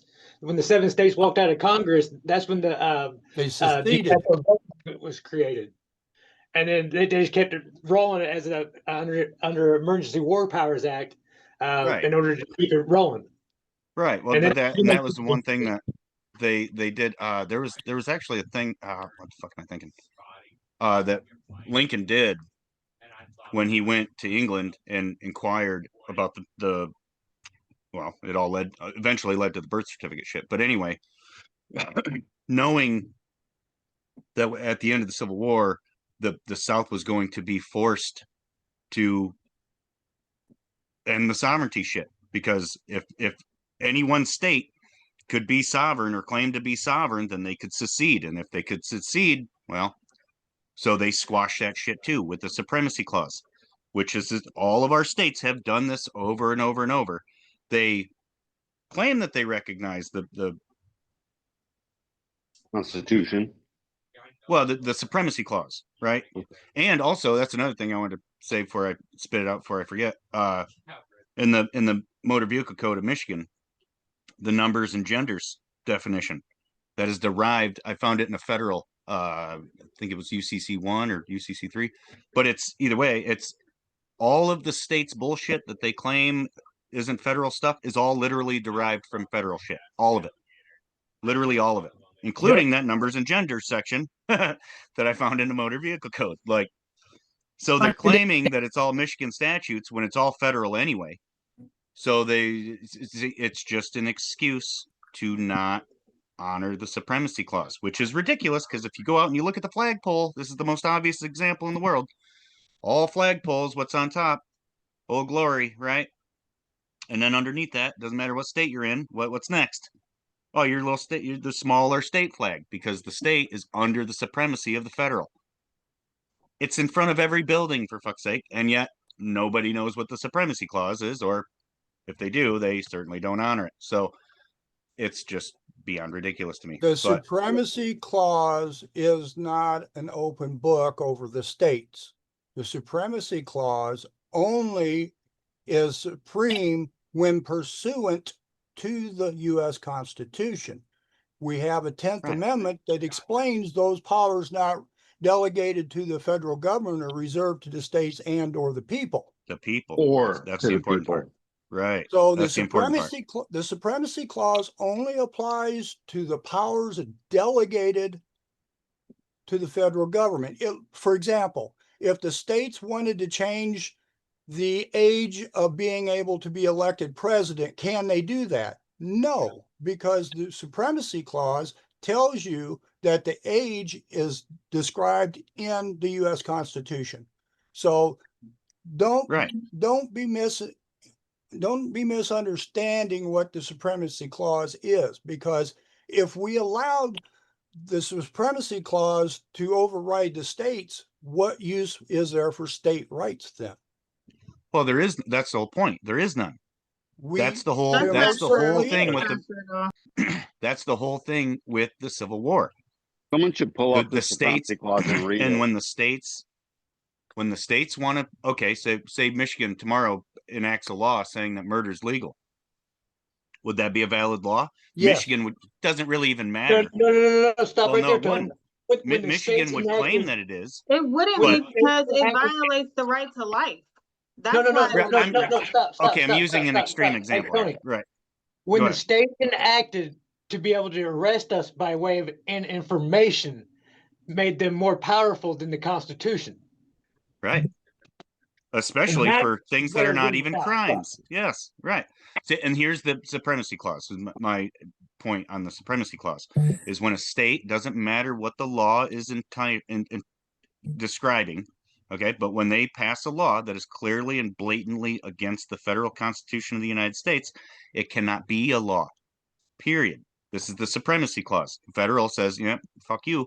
Now you could argue this with people argue this all the time with medical pot and shit, but that's one that I disagree with, because that was fucking federally, that's not a Schedule I drug. It never was, but it has been labeled as such federally, which is ridiculous. But anyway, point being is that when they claim a federal, or when they claim a state law that goes against federal law, right, federal supersedes. That's the supremacy clause.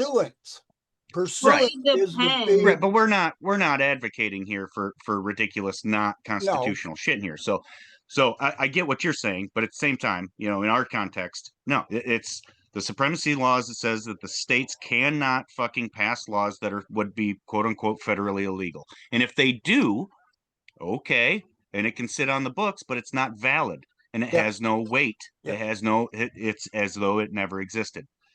But a state cannot pass a law that violates the state constitution as well. But they do that all the time too. I know. It's crazy. Anyways, go ahead, Chris. My bad. So, 1776, we fought against the revolution, right, to get away from Great Britain. If we would have won, we wouldn't have a president. But the whole ideology of it was to get away from the bankers.